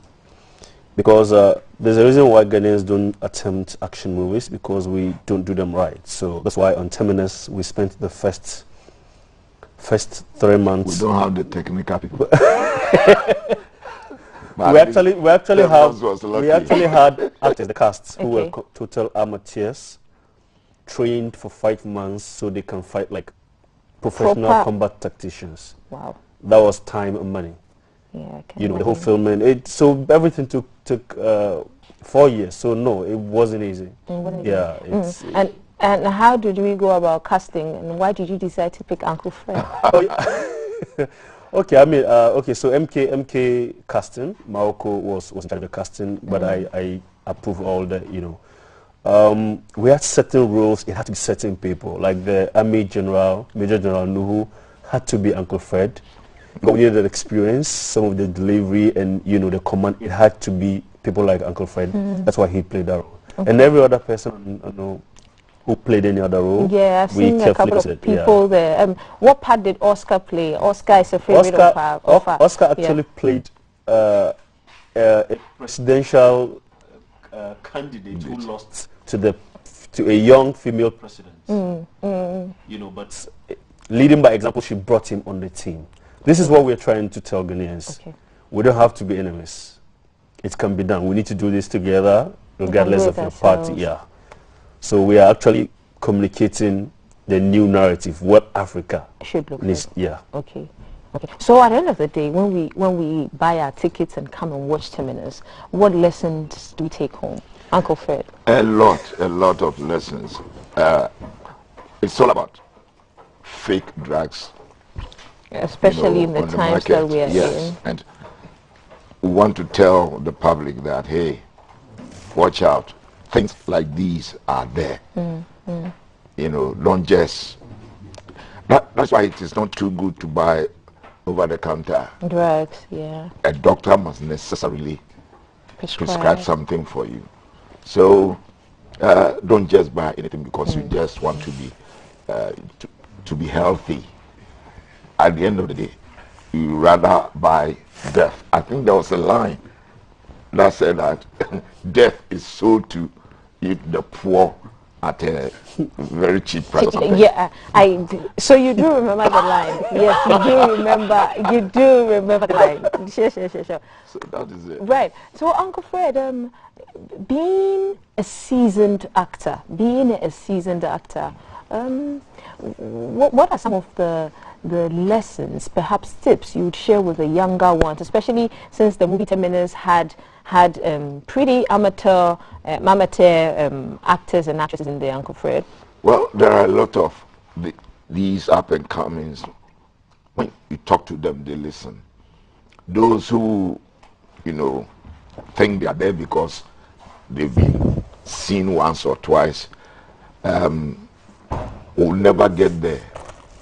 In inverted commas, begin and close, because there's no need to raise your hooves telling everybody you are there. Let the people see you are there, you know, and start calling you who you are, and not yourself. My former director, late Mr. Sami Ansomenu, he told me something that Beethoven said. Beethoven said, if you get to the top, that is, if you become what you aspire to be, when you get there, don't start calling yourself one. Let those who see you as such call you as such. Because the moment you see yourself as such and start calling yourself as such, that is the beginning of your downfall. Wise words. Yes. Wise and words. I have seen people, we all attend a party and it's like, I go and tell the birthday girl, the celebrities are sitting on table 9. And then that's it. Are we seeing people on the other tables as not as human as so-called celebrities? So when you get there, humility is the word. Humility. I mean, humble yourself, and you get there one day. And we shouldn't rush. Everybody is rushing to become, what do you call it, a star. A celebrity. A celebrity. Sure, Uncle Fred, wise words. But Thank you. We must take, careful steps. Careful steps it is. Okay, back to you, Idris. So it's happening on the 7th of January 2022. Yes. Coming Friday, 3 days more. Yeah. Where are we going to watch Terminus? Where do we buy tickets? How much are the tickets going for? I beg your pardon. Okay, so it's we are premiering at Silverbird Cinemas, both Accra Mall and West Hills Mall. We are doing 3 shows, 5:30 p.m., 7:30 p.m. and 9:30 p.m. Tickets are available at the cinemas. You can get there for them, or you go to any of our outlets, or you use any of our hotlines. We've sent out there. You can mention one number. Okay, I don't have the hotlines. Okay, then we're fine. Is there a social media handle, a hashtag? Yes, we can follow? on Instagram is Terminus Film 2022, and then on Facebook, Terminus Film 2022. Yeah. Terminus Film 2022. Yes. Okay, so how much are the tickets going for? 50 cities, just 50 cities. It was supposed to be 150, but we said, Ghana, let's just Corona and all that, so let's just keep it 50. So you're seeing inside for us. As a token for the new Yes. Thank you very much. So it's 50 Ghana cities. Yes, do we have any VIP tickets, early bird tickets? The standard ticket is 50 cities. It's for everybody. Okay. Yeah, that's it. That's what we're Okay. So the first show begins at 5:30 p.m. The second show is at 7:30, and then the third show 9:30. Okay. And we're expecting crowd. We might as well go for the 4th show or something. Yeah. So it depends. Yes. It depends on how many people show up. So show up. It's 50 cities. Show up in your numbers. And so thank you, gentlemen, for spending time with us. We've been speaking to Uncle Fred Amugi. I insist on calling him Uncle. Uncle Fred Amugi and Abu. Frankly, that's what everybody calls Uncle Fred. And so it's fine. We've been talking the movie Terminus. Terminus is about the pharmaceutical company and fake drugs on the market. You need to watch, especially in the times that we find ourselves in. And Terminus is showing at the Silverbird Cinemas, both West Hills Mall and Accra Mall. The show is actually starting. The first show is 5:30 at both cinemas. The second show is at 7:30, and the third show is at 9:30. If we are good, we might get a 4th show, which will probably go into the wee hours of the morning. And so, guys, this is how we served you breakfast. We've done politicking. We've done some politicking. We've educated you. We've had fun. We've entertained you. We've informed you. And Kaf is joining me so that we end the show. Remember that on Friday, all roads lead to the Silverbird Cinemas, Accra Mall and the West Hills Mall for Terminus, the movie Terminus. Terminus is on Facebook as Terminus Movie 2022. I hope I got that right, Edie. Terminus Film, yeah. Terminus Film 2022. Well, yes. And so the first show 5:30, second show 7:30, third show 9:30 p.m. Tickets are going for a cool 50 cities. We've been spending time with Uncle Fred and Abu Idris. Yes, looks like a great movie. Yes, it really is. Yes, it looks like it, man. I promise. One time, on your honor. Happy New Year to all of you. Yes, yes. Thank yes, you. yes, And we wish you the very best for Terminus. Yeah, thank you. Nice one. Hey, so that's our show, really. 4th of August is 2 days before my birthday. But today is 4th of January. So I'm still counting towards my birthday. And a blessed birthday to Megan Kusi. Megan Kusi turns 8. I mean, she's 8 today. Oh, so, nice. yeah, happy birthday, Happy Megan. 8. Should I sing for her? Yes, please. Happy birthday to you.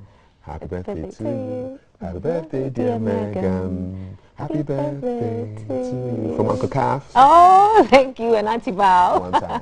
Thank you. And so we've served you breakfast. The hashtag to follow is GTV Breakfast. We're on your screens again tomorrow at 6 a.m. Hey, Lumba. Lumba. Lumba is here. It sounds like Lumba. No, it's not Lumba.